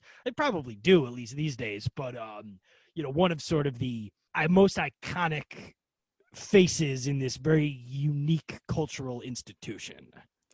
There's an idea out there that all the Globetrotters ever did was clown around, and maybe I have to admit, I have not followed them very closely in recent years, but maybe it's like that today. But they had good players and could play a good game of basketball when that was what the evening called for. When Neal died, I was reading through his obituary, and one of the people they quoted was Isaiah Thomas, and that's the Hall of Famer Isaiah Thomas, not the current Isaiah Thomas, talking about what an influence Curly Neal was on him with the dribbling. I also think that this is a time period, and they don't talk about the Globetrotters in this book, but there's a book by a gentleman by the name of Pete Axthelm, which is called The City Game. And it's basically half about the Knicks of the 1970 season and then half about street ball players in New York City in the 1960s. And the Globetrotters are sort of a part of that. There's this whole basketball culture in New York in the 60s and 70s with the Knicks being at their best ever, with the street ball games, with the Rucker tournament, and then with the Globetrotters. And then, maybe a few years later, you get St. John's and some of the big college basketball, but sort of speaks in general to what a big deal basketball at every level was in New York for about a 25 to 30 year time frame in the 50s, 60s, and 70s. Says this was the ESPN article from when he passed, and it said he played in more than 6,000 games in 97 countries for the Barnstorming Globetrotters from 1963 to 1985, when the team appeared in numerous televised specials, talk shows, television shows, and even cartoons. And then just some of the people who said things after he passed. Isaiah Thomas talked about Curly Neal and Marcus Haynes taught me how to dribble. Steve Kerr mentioned hard to express how much joy Curly Neal brought to my life growing up. RIP to a legend. And what it almost reminds me of a little bit, like you mentioned with Isaiah Thomas, is like when you'll hear like Muhammad Ali very famously talking about learning certain things about presentation from the wrestler Gorgeous George, studying tapes of him growing up. Some of that, hearing Isaiah Thomas say I learned how to dribble from him, kind of reminds me of that, where it wouldn't seem like a direct comparison, but then when you hear somebody say, oh yeah, I learned a lot from this guy, you go, oh yeah, that makes sense. And I think just also being sort of an ambassador for something like that for over 20 years is you're going to forever be associated even 40 years later with, if you asked somebody to name a Harlem Globetrotter, he would probably be one of the few that people would get to right away. Absolutely. All right, why don't we move on to somebody very different, sort of somebody else like Don Larsen, who is best known for a single moment. Sure. Tom Dempsey, born in 1947, passed away on April 4th. Born with a birth defect that left him with no toes on his right foot and no fingers on his right hand, Dempsey nonetheless had a 10-year career as a place kicker with several teams in the NFL. Wearing a special square-shaped shoe, Dempsey kicked a record game-winning 63-yard field goal for the New Orleans Saints against the Detroit Lions in 1970. The record remained until 2013 when it was broken by Matt Prater. So obviously the fact that he was able to overcome this handicap is something that's very impressive. And the shoe that he kicked with is something that's in the Hall of Fame. You can see it if you go to Canton. They don't let you wear it, I asked. And the other thing that's interesting about him is that the NFL ended up making some rules changes associated with him after he kicked that field goal, as far as what type of shoe could and could not be worn on the playing field by a kicker. The other thing that's interesting to note is that this was a 63-yard field goal at the time when the goal line was on the goal post was on the goal line. If you see pictures or video of the Ice Bowl or of the Johnny Unitas 1958 greatest game ever played, the goalpost is right on the goal line. And now that obviously presented some safety issues because you had the goalpost right in the field of play. But that means that this was a kick that was made from his own 37-yard line, which is just crazy to think about. And when you watch the video of it, the way and this was the camera angle at the time, it looks like they're tracking a punt. The camera just sort of tracks the arc of this kick for 60 some odd yards. And it's so different. And it was so unexpected at the time. It was a game-winning field goal because obviously you'd be crazy to kick a field goal like that in any other circumstance. But players on Detroit were laughing. They thought it was so absurd that they lined up to kick this field goal. Yeah, I kind of wonder, and this wouldn't be something to easily figured out, but like, I wonder what the longest misses around there were. He made a 63-yard field goal, but I don't think there was a lot of guys kicking 61-yarders and missing them around that time either. I don't think it was something where it was like, oh, we're getting close to somebody hitting one of these. No, that's a good point too. They probably wouldn't have been laughing if it had been close. So the Tom Dempsey rule, by the way, says any shoe that is worn by a player with an artificial limb on his kicking leg must have a kicking surface that conforms to that of a normal kicking shoe, which is not something that probably came up all that often. Professional NFL kickers with artificial legs or artificial feet. You know, the thing with Dempsey that to me is so interesting, and obviously there's been people saying, well, the fact that he was able to use his disability as an advantage, I understand that.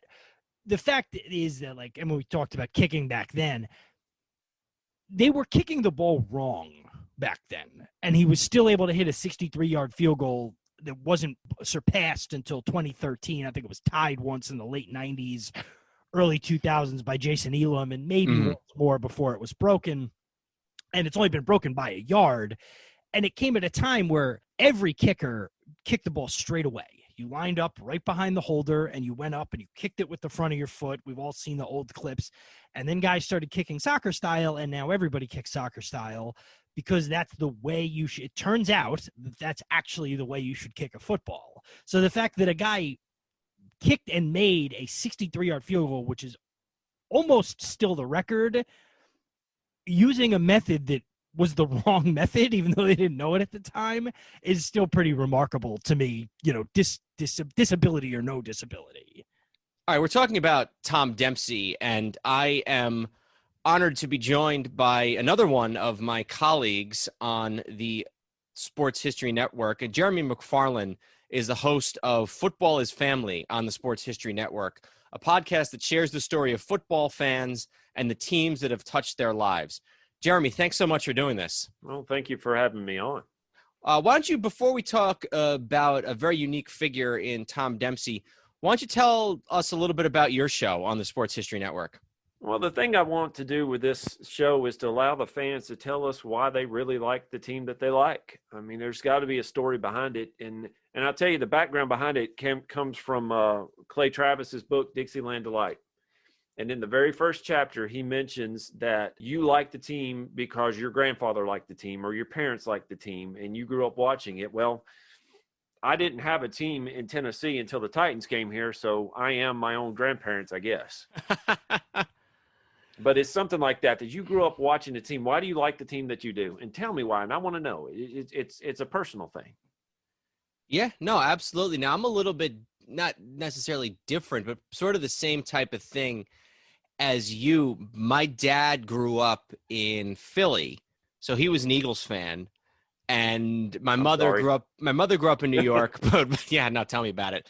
My mother grew up in New York, but she was not really a football fan. And my grandfather on my mother's side was much more of a baseball fan. He was a New York Giants baseball fan, then later became a Met fan. And early on in my life, I was much more of a hoops fan and a baseball fan. So Yankees and Knicks. And then I think I kind of more got into the Giants because of some of the friends I had growing up in the neighborhood, and they were Giants fans. Their dads were big Giant fans. And I sort of firmly believe, and this is a discussion that my wife and I have sometimes because she's from Boston, I'm from New York, and we live in DC. Yeah.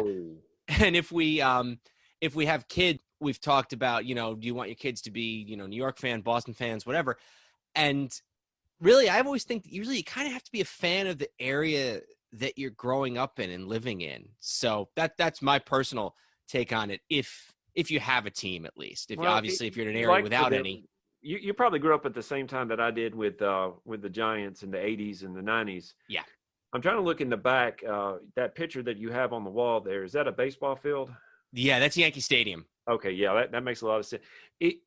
It's hard to say what you're going to like this team or you're going to like that team. You want the kids to decide for themselves, but, you know, having a little nudge toward a specific team that doesn't cheat to win Super Bowls might be a good thing.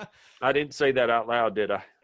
You know, it's funny too, because my wife and I, and we'll get into Tom Dempsey here in a minute. My wife and I, or not just my wife, but I went to school in Boston, and a lot of our friends down here are from Boston, and they always talk about, "Oh, you're a Giant fan, you must hate the Patriots." And I always say, as a Giant fan, I have less reason to hate the Patriots than any other fan base probably in the whole country, because we beat them twice. But yeah, it's like, you know, as people said that they feared Paul Bryant, you know, the Bear, because he would beat them.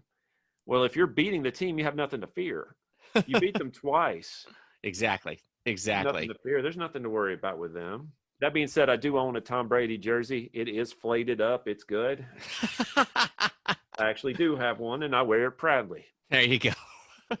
So check out Football is Family by Jeremy on the Sports History Network. Definitely a unique look at the sports history and the NFL history that we all love. So we are talking about Tom Dempsey, and one of the things that Andrew and I talked about when we were discussing Dempsey is how he probably, more than any other figure, or maybe Don Larsen, or maybe one or other two that we're going to talk about that died in 2020, he's really known for one specific moment. So what is it about Tom Dempsey that you find so unique? Well, when I was between my freshman and sophomore year in college, my dad, who is not a football fan, took me to Canton, Ohio. I always wanted to go there.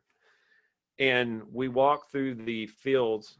We walked through the field, the building, and I saw a box that looked like a box, but it was a shoe. And I'm showing my fingers like this, and you can't tell it, but you know, that's fun.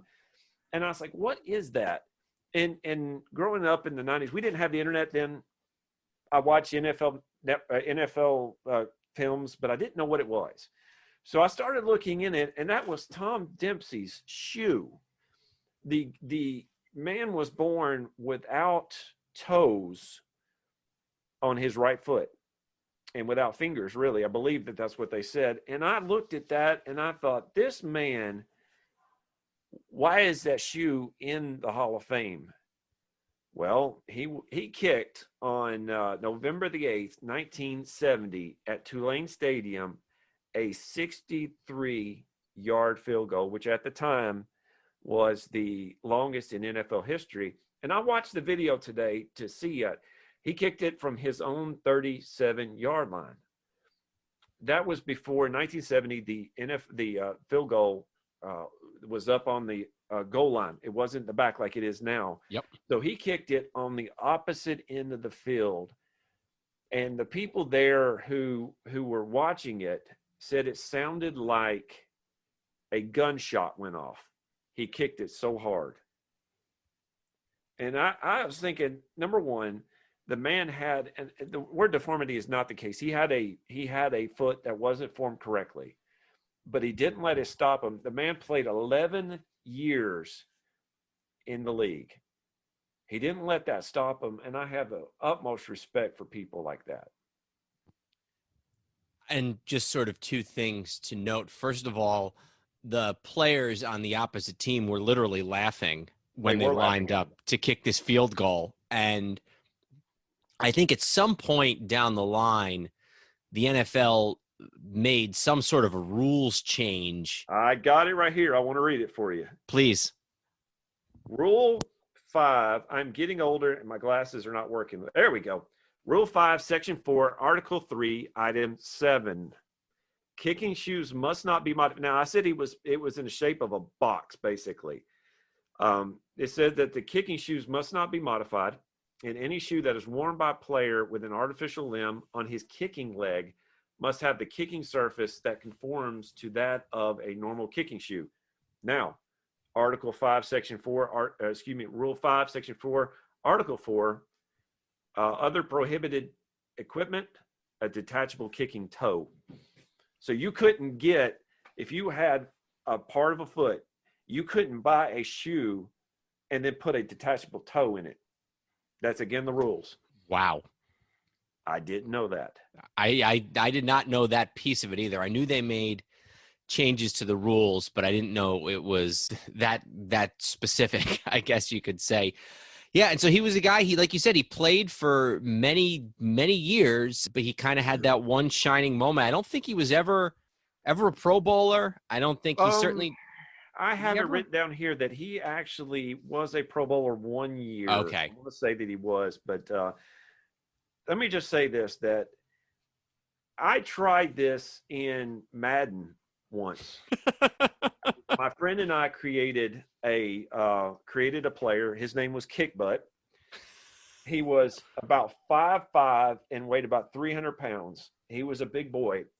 And we tried to kick a 63-yarder with Wynn at our back at 20. We couldn't do it.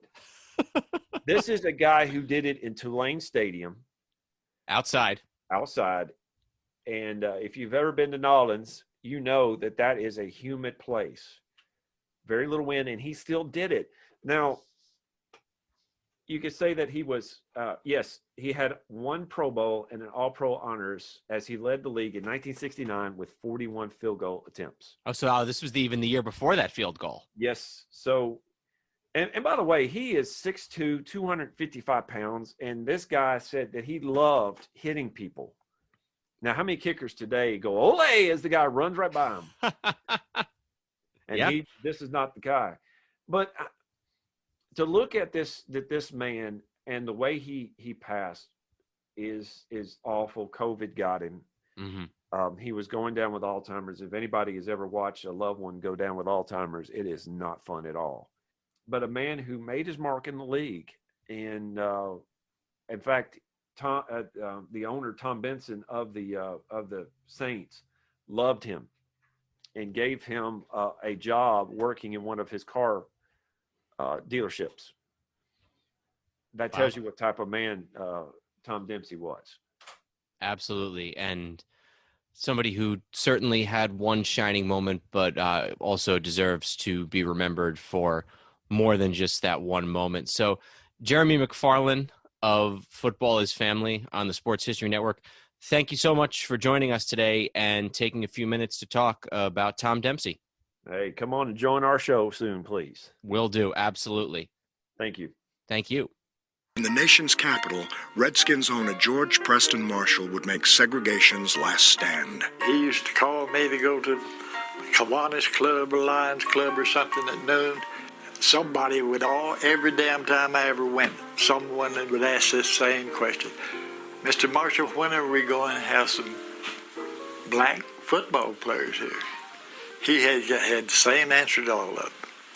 He said, we're going to start playing black players when the Harlem Globetrotters start playing white players. By 1962, it had become a political event, and Congress pressured Marshall to integrate. But only after consecutive seasons in which the Redskins won only one game did Marshall trade for Bobby Mitchell, and he showed him some century-old Southern hospitality. We break camp, we come into Washington and have the welcome home luncheon. I'm standing there and everybody stands up.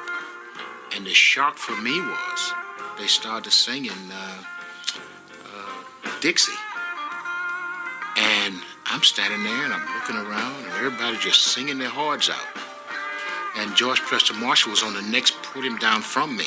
And he turned around, he looked up at me and he said, Bobby Mitchell, sing! Just as loud. And I just started mouthing. I didn't even know the words. Mitchell rose above the insults, and his Hall of Fame talent and grace helped restore the Redskins to respectability. Let's move on and talk about Bobby Mitchell, who was born in 1935 and died on April 5th. A member of the Pro Football Hall of Fame, Mitchell became one of the first African-American players in Washington Redskins history in 1962. Splitting his time between running back and wide receiver, Mitchell also excelled as a kickoff and punt returner. Elected to the Hall of Fame in 1983, Mitchell's number was retired by the franchise in 2020, one of only two players to be so honored. Yeah, and I think with Mitchell that, the retirement from Washington probably has something to do with sort of the very mixed history of the franchise from a racial standpoint, because you've seen teams get away from retiring numbers, and certainly if they've only ever retired two, then that's a pretty good indication. But that said, he's definitely deserving. Was a three-time first-team All-Pro, 3 straight years from 62 to 64, receptions leader in 62, receiving yards leader in 62 and 63. So sort of in that same era we were talking about Del Shofner with the Giants, Mitchell was putting up numbers that were better in most respects, compared to him, and led the league in a lot of these instances. And a guy who stayed involved with the Redskins franchise for many, many years after the end of his career. From a pure football standpoint, he's kind of got a little bit of an unlucky streak to him, in that he comes up with the Cleveland Browns in 1958, which is only a couple years after they had won the last NFL title of their dynasty of the 40s and 50s. And then in just the year before he joined the team, they had been in the NFL title game and had lost it to Detroit.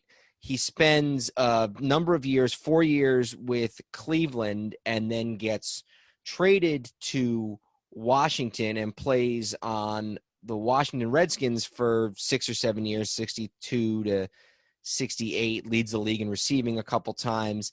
And then the year after he leaves is when Vince Lombardi takes the team over. Now, Lombardi, because of his own premature death, ends up only being with the team for 1 year, but he kind of misses out, sort of like Gale Sayers, who we'll talk about later, never plays in a playoff game. He sort of misses out on some good things in his career, kind of on both the back and the front end from a football point of view. When he retired, he was second in total net yards in NFL history. When he retired in, 1969 was his last year, 68? 68 was his last year. 68 was his last year, yeah. So he was second when he retired there. He was selected as a Pro Bowl, to the Pro Bowl 4 times, once as a running back and 3 times as a receiver. So just making the Pro Bowl at 2 distinct positions like that is pretty interesting. It's not like it's, wasn't like they're saying, inside linebacker and outside linebacker. They're totally different positions, and he made the Pro Bowl, at 2 different positions. And he also was somebody who was the other sort of analog or analogous player that I think of is Frank Gifford, who was a running back and then came back later as a receiver. But I'd have to look at Gifford numbers. I don't think Gifford ever put up numbers like 1384 and 1436 for yardage in a 14-game season. So, yeah, he started off as a running back, but not only did he become a receiver, but maybe at the time one of the best receivers in the league. So not just a guy who did it for a couple years. And then, like Sayers and some of these other guys, was also a really, really good kickoff and punt returner as well. Gifford had a 1,400. That was total yards, right? That you were talking about with Mitchell? No, receiving yards. Receiving yards. Okay, yeah. The most receiving yards that Gifford ever had in a year was 768 in 1959, or 796 in 1962. So got to 1,400 all-purpose 1 year, but not just receiving. And Gifford, obviously, a much better running back than Bobby Mitchell was. We're not trying to short sell Frank Gifford, but I'm just saying, to move from being an all-star at one position to then being an all-pro and putting up just monumental seasons at the other position is something that's really impressive. We're in early April as far as when these individuals passed away, and why don't we move back to the baseball diamond for our next honoree? Sure. Al Kaline, born in 1934, died on April 6th, known as Mr. Tiger. Kaline played 22 years with the Detroit Tigers and won a World Series with the team in 1968. One of the original bonus babies, he joined the team in 1953 at the age of 18 and never played a day in the minor leagues. Kaline retired with 3,007 hits and remained a beloved figure in the Detroit area, serving as a color commentator and later as an advisor in the Tiger front office. So probably the third or maybe even the second most beloved or most revered player in Tigers history behind Ty Cobb and Hank Greenberg. You mentioned that he was a bonus baby. What a bonus baby is that teams in the 50s, there was this rule where you could pay these kind of astronomical amounts of money to players, astronomical for the time, but you couldn't send them to the minors. They had to stay on the major league roster. So you had guys, Sandy Koufax was one. I think Brooks Robinson may have been one as well. And then there were a lot of these guys who flamed out, who they were these bonus babies. They played for a couple of years, and then they just never, because they didn't get the chance to go to the minors and get that seasoning, they flamed out and never really did anything in the major leagues. A lot of these guys were resented by their older teammates who were making a fraction of what these players, these bonus babies, these teenagers were making. But some of them did manage to stay on and have great careers, or in the case of Al Kaline, legendary careers. He's a Hall of Famer. He is a bit probably of a compiler. If you look at his other numbers, he does lead the Tigers all time in home runs with 399, 15-time All-Star, although it's probably worth noting that for a few of those years, at least, there were 2 All-Star games, 10 Gold Gloves. So he was not just an offensive threat. He was a good fielder as well. So a little bit of a compiler, but probably definitely a deserving Hall of Famer.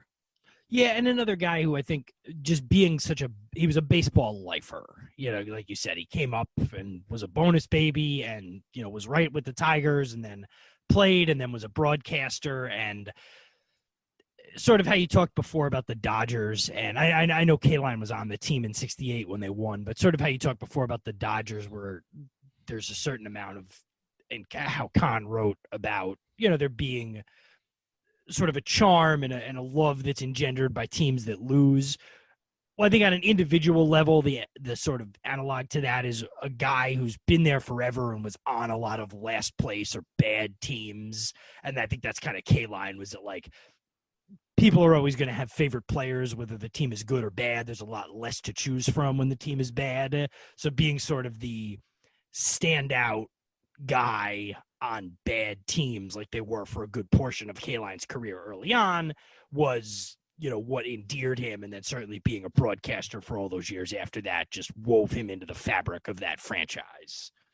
One of many players, I think 8 players, who have a statue at Comerica Park in Detroit. So a beloved figure, and sort of like you said, the a guy who just spent his whole life in baseball and did it all with one team, which makes it incredibly special. Why don't we move on now, and we're going to go back to the football field and back to Green Bay, and we're going to talk about Willie Davis, who was born in 1934 and passed away on April 15th. Davis anchored the defensive line for the Green Bay Packers throughout the 1960s. A 5-time All-Pro, Davis was elected to the Hall of Fame in 1981 and is a member of the All-Decade Team of the 1960s. He remains the team's all-time leader in fumbles recovered. Perhaps the most famous of these came in 1966 when Davis stripped Johnny Unitas, recovering the fumble and sending the Packers to victory in a key late-season game. Davis was a guy who he was a tremendous success in business after he retired. He was one of the 3 black defensive players from the Packer defense that I mentioned who passed away this year. And he, I think, even more so than many of the others, and they all in later years just expressed this undying love for Lombardi.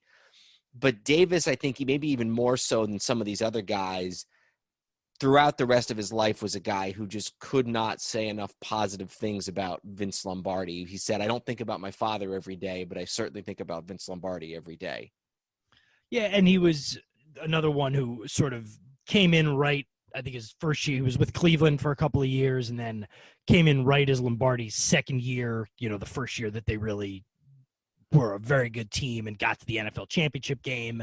So kind of came in and then was there until 69, I believe. So it stayed a few years past Lombardi leaving, but had sort of an uncanny knack for fumble recoveries. I think he had like 22 fumble recoveries in his career. 15th round pick, which is twice the number of rounds that exist anymore. I think there's only 7 rounds these days. Came in after serving in the U.S. Army as well, so certainly quite an interesting path to ultimately end up on one of the greatest football dynasties of all time.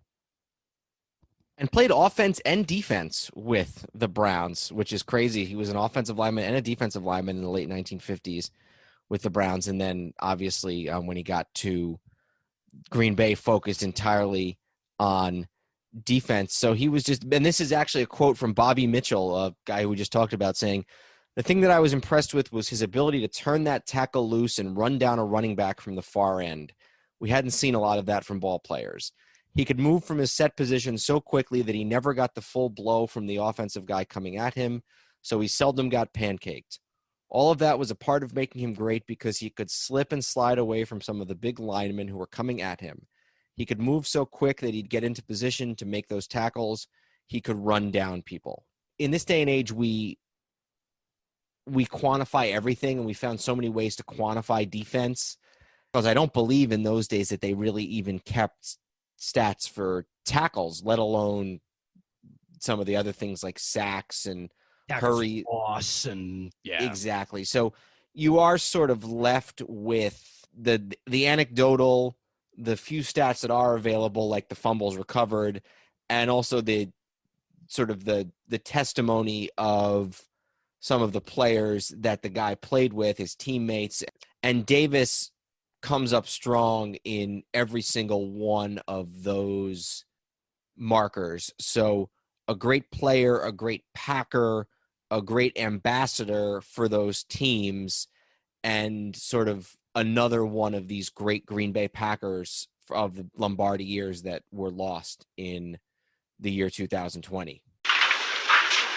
In 1960, a black man in Green Bay looked as out of place as Little Richard on stage at the Grand Ole Opry. But in a 10-year career, Willie Davis took his place as one of the great defensive ends in pro football history.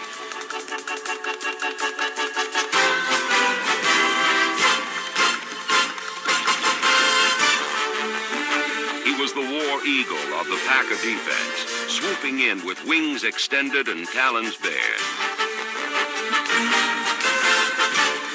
There was no escaping Willie Davis, for this bird of prey flew across a football field.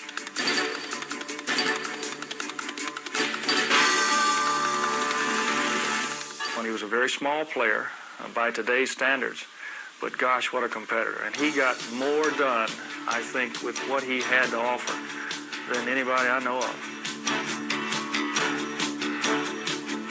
Couple of things here. You mentioned, I talked about the recovered fumbles being a Packers career record. It's just the official record for sacks for the Packers, which again, sacks didn't start being counted until 1982 as an official NFL stat. It says Clay Matthews is the all-time official sacks leader with 83 and a half.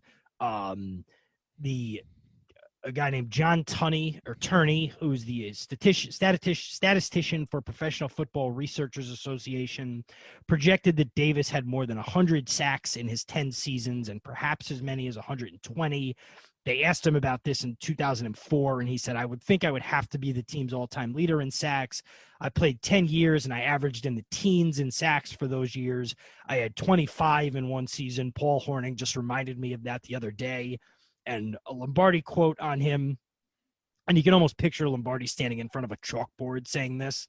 It says, when he first came into the Packers, he said, Lombardi said, I consider speed, agility, and size to be the three most important attributes in a successful lineman. Give me a man who has any two of those dimensions and he'll do okay, but give him all three and he'll be great. We think you have all three. And I think history bore him out on that. And he also played with Eddie Robinson at Grambling, which I think is worth noting, a historically black college, that Eddie Robinson was the coach of Grambling for something like 50 years or something crazy like that. And Willie Davis was one of his players. And so he talked sort of about Robinson sometimes in the same breath as Vince Lombardi, with, you know, these two great legendary coaches that he played with. And I think it's just worth noting that Davis was probably the best player on that front seven. Willie Wood and Herb Adderley are both, and both passed away this year, both really great defensive backs. And there are other Hall of Famers on that front seven for the Packers, Dave Robinson and Ray Nitschke, who sort of because he's got that sort of larger than life persona. Mhm. And Henri Jordan, who was another defensive lineman who actually passed away only a few years after his career ended. You hear sometimes more about Nitschke and about the defensive backs, but Davis probably not only the leader, but probably the best player on those, at least on the front seven of those Packer defenses. Yeah, I think that's definitely true. Shall we keep things in the football realm here and continue? Yes, and I think it's your turn. Yes, it is. Mike Mad Dog Curtis, born in 1943, passed away on April 20th. A four-time Pro Bowler with the Baltimore Colts, Curtis played in Super Bowls 3 and 5 with the team and was team captain for most of his Colts career. His interception of Craig Morton in Super Bowl 5 set up the game-winning field goal that gave the Colts the title. War number 32, which was sort of interesting for a linebacker, and played on the Colts in both of their Super Bowls that they made in Baltimore, the one in 68 that they lost to Joe Namath and the Jets, and then the one that they won 2 years later in Super Bowl 5. That Super Bowl 5, probably the ugliest Super Bowl in NFL history. Picture the Patriots-Rams Super Bowl, which is actually ironic that I bring that up because they're actually playing at the moment as we record this on December the 10th. But that Patriots-Rams Super Bowl that everybody thought was so boring, picture a game like that except with a total of 11 turnovers. 4 turnovers by the losing team, the Dallas Cowboys, and then 7 turnovers by the winning team, the Baltimore Colts. By far, I'm sure, the most turnovers by a Super Bowl winning team in the 50-some-odd year history of the Super Bowl. Curtis, a guy who was a team leader, who was sort of joined with a Hall of Famer, Ted Hendricks, who was known as the Stork, to lead those Colts teams of the late 60s, early 70s. Probably not somebody who should be in the Hall of Fame, and somebody he is not in the Hall of Fame, but kind of one of these guys, these sort of tough, rough and tumble linebackers from the 60s and 70s who's just a step below the Hall of Fame. You know, and you mentioned Super Bowl 5. Most of the guys who were on that 1970 Colts team had been on the 68 team that lost to the Jets. Really never got over that even after they won Super Bowl 5. Very famously, if you watch the America's Game NFL Network specials, when they started to film them for each team, a good amount of the 1970 Colts episode is them just complaining about not winning in 68. And Curtis was one of the interviewees in that. And Curtis wrote a book in 1972, sort of in the era of lots of athletes writing, or at the very least lending their names to books. And he wrote a book that was called Keep Off My Turf. And speaking of that Super Bowl 3 upset, he said the Jets were lucky that day and that the 1968 Colts were twice as good as the Jets.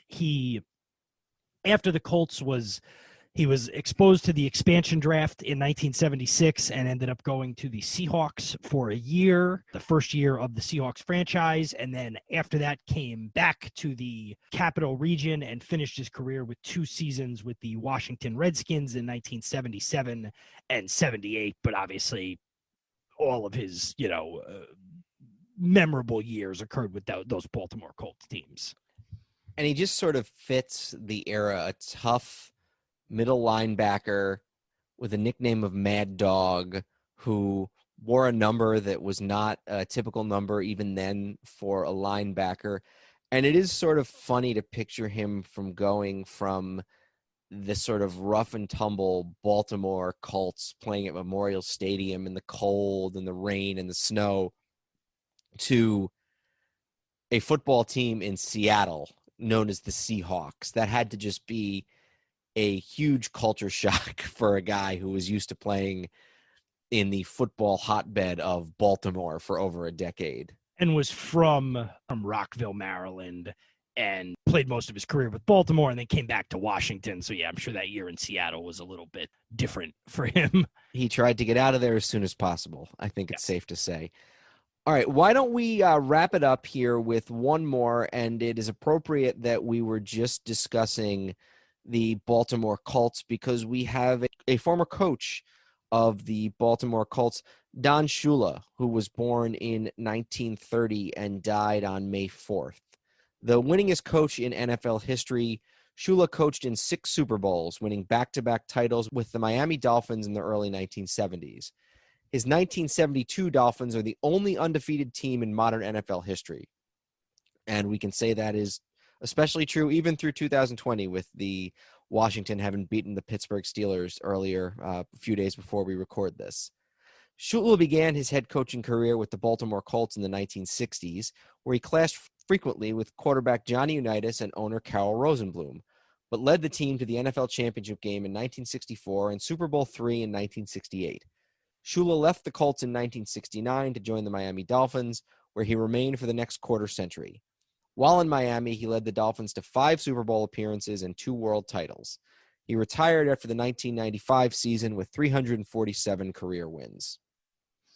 Yeah, and Don Shula is a guy who I remember the tail end of Don Shula's career as a coach, with the Dolphins when they were a decent team, but not a Super Bowl contender, really, especially at a time when being in the AFC almost disqualified you from being a championship contender. True. I remember him looking kind of old with the big sunglasses and knowing that they had been very good in years gone by. But I think maybe coming into it just at the end of his career maybe colored my opinion of him for a long time that, maybe he wasn't all he was cracked up to be. But, you look back at the run he had with the Dolphins, winning the 2 straight Super Bowls, going to 3 straight Super Bowls in the early 70s, which is a feat that's not often been repeated. Then having they were a perennial contender really throughout most of the 70s in that loaded AFC.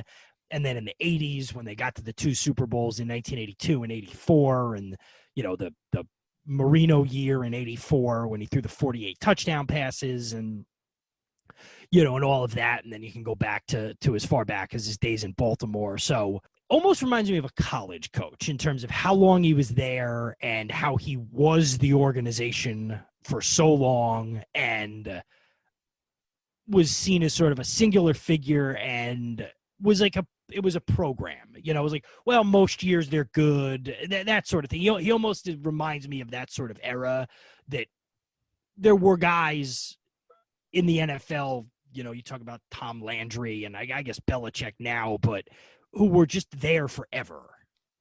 And it's funny, too, because you forget that he had that sort of first act of his coaching career with Baltimore.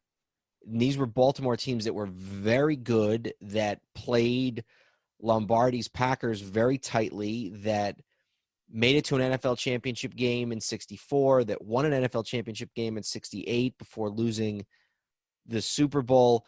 Shula and Unitas had been teammates briefly, and they never liked each other. They clashed quite frequently as player and coach. There's a story of Unitas going to church with one of his daughters on a Sunday morning and waving to Shula, and then the daughter saying, Daddy, who was that? And Unitas saying, oh, well, that's Don Shula. He's, and then an expletive. So 2 guys that never liked each other. The whole story of Shula leaving the Colts is a really interesting one. It involves sort of Shula being unreachable, or I'm sorry, I believe it was the owner, Carroll Rosenblum, being abroad and being unreachable to sign off on a new deal while Shula went ahead and negotiated with the Dolphins. As far as his Dolphins career is concerned, really interesting. First of all, he makes it to the Super Bowl with 3 different starting quarterbacks, and that's Bob Greasy, Dan Marino, and David Woodley, who was the quarterback when they lost to Washington in Super Bowl 17.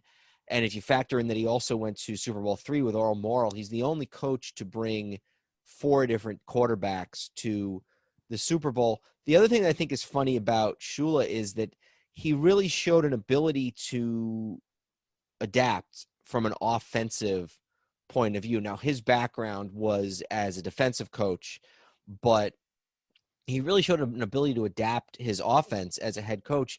If you look at the Dolphin teams of the early 70s with Bob Greasy at quarterback and Larry Zonka and Mercury Morris and Jim Kick, who is somebody else we're going to talk about in a little while, who passed away, that team ran the ball 85, 90% of the time. They'd throw 9 passes, 10 passes. In fact, they won in Super Bowl 7, and I want to take a look here. I think that if it's possible that Greasy didn't even throw 10 passes in that Super Bowl 7 win against Washington. He was 8 for 11 in that Super Bowl. And then the following year in Super Bowl, that was Super Bowl 7 when they beat Washington. And then the following year against Minnesota, Greasy threw, if you just give me a second here to pull up the box score. Where is the box score there? Greasy threw 7 passes in Super Bowl 8. He was 6 for 7 for 73 yards. So just crazy. And then you factor in 10 years later with Marino, and Marino had some of the most prolific passing seasons in NFL history, and he made the Super Bowl that way. So he really showed an ability to adjust.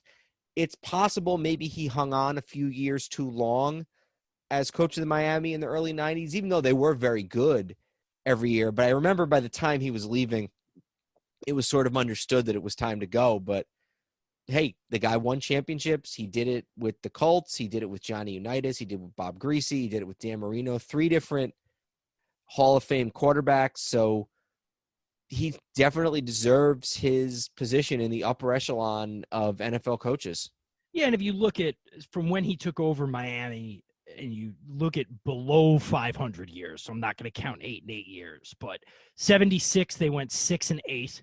In 88, they went 6 and 10.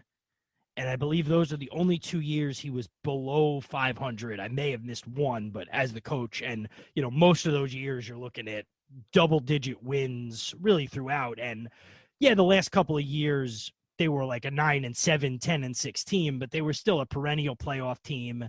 They got to the NFC Championship or the AFC Championship game in 1992, and I get kind of a kick out of that, thinking had they won that game, they would have played in a Super Bowl against Aikman, Emmitt Smith, Michael Irvin Cowboys in 1992 with the same coach who coached in Super Bowl 3 against Joe Namath. Yeah, that's a good point. That definitely would have been the farthest, I think, between what coach now has the, because he coached in Super Bowl 3 and then his last one would have been Super Bowl 19 against the 49ers. That's 16 years apart. Now it's Belichick, yeah, but that all kind of feels like one team since it was him and Brady the whole time. Well, Vermeil was close, I guess, 80 to 99. Yeah, that's true. Actually, it is still Vermeil because Belichick's first one was 0-1, and they didn't make the Super Bowl last year. So it is still Vermeil. That's true. That's a good point. No, it'll probably be Belichick, not this year, but yeah, he'll make it in at some point. All right. Well, we made it through probably about a third of the individuals who we wanted to talk about as part of this In Memoriam series. I want to thank Andrew, as always, for co-hosting with me, as well as a couple of our Hello Old Sports colleagues who will pop up throughout this episode and future ones. Just to give a little preview, some of the individuals that we know that we're going to get to in the next one: Wes Unseld and John Thompson, the great Georgetown coach, Tom Seaver, as well as many others. So, Andrew, did you have anything to add before we wrapped it up tonight? No, I think I'm good. Jim Kick, who we also just talked about a little bit with the Miami Dolphins, will be one that we'll get to next week. Absolutely. Well, thank you all for joining us as we wrap up the year 2020. And this has been part 1 of the In Memoriam series on the Hello Old Sports podcast, a part of the Sports History Network. Remember to email us at hellooldsports@gmail.com. Find us on Facebook at facebook.com/helloOldSports. You can also please subscribe, like, review, rate. Any way you can give us positive feedback and let us know what you think of the podcast. And also, if there's anybody out there listening who has somebody who passed away in 2020 that you'd be interested in coming on and joining us to talk about, we can certainly make the time for that. But until next time, I'm Dan Neumann. And I'm Andrew Neumann. Goodbye, old sports. This podcast is part of the Sports History Network, your headquarters for the yesteryear of your favorite sport. You can learn more at sportshistorynetwork.com. We here at the Sports History Network proudly partner with 26 podcasts, all revolving around the history of sports. But did you know that many of our hosts were sports history authors way before they started their shows? It's true.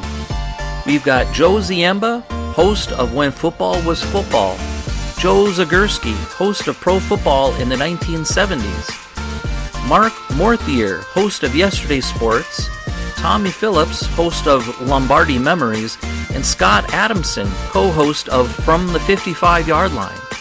All these authors have many books for you to choose from.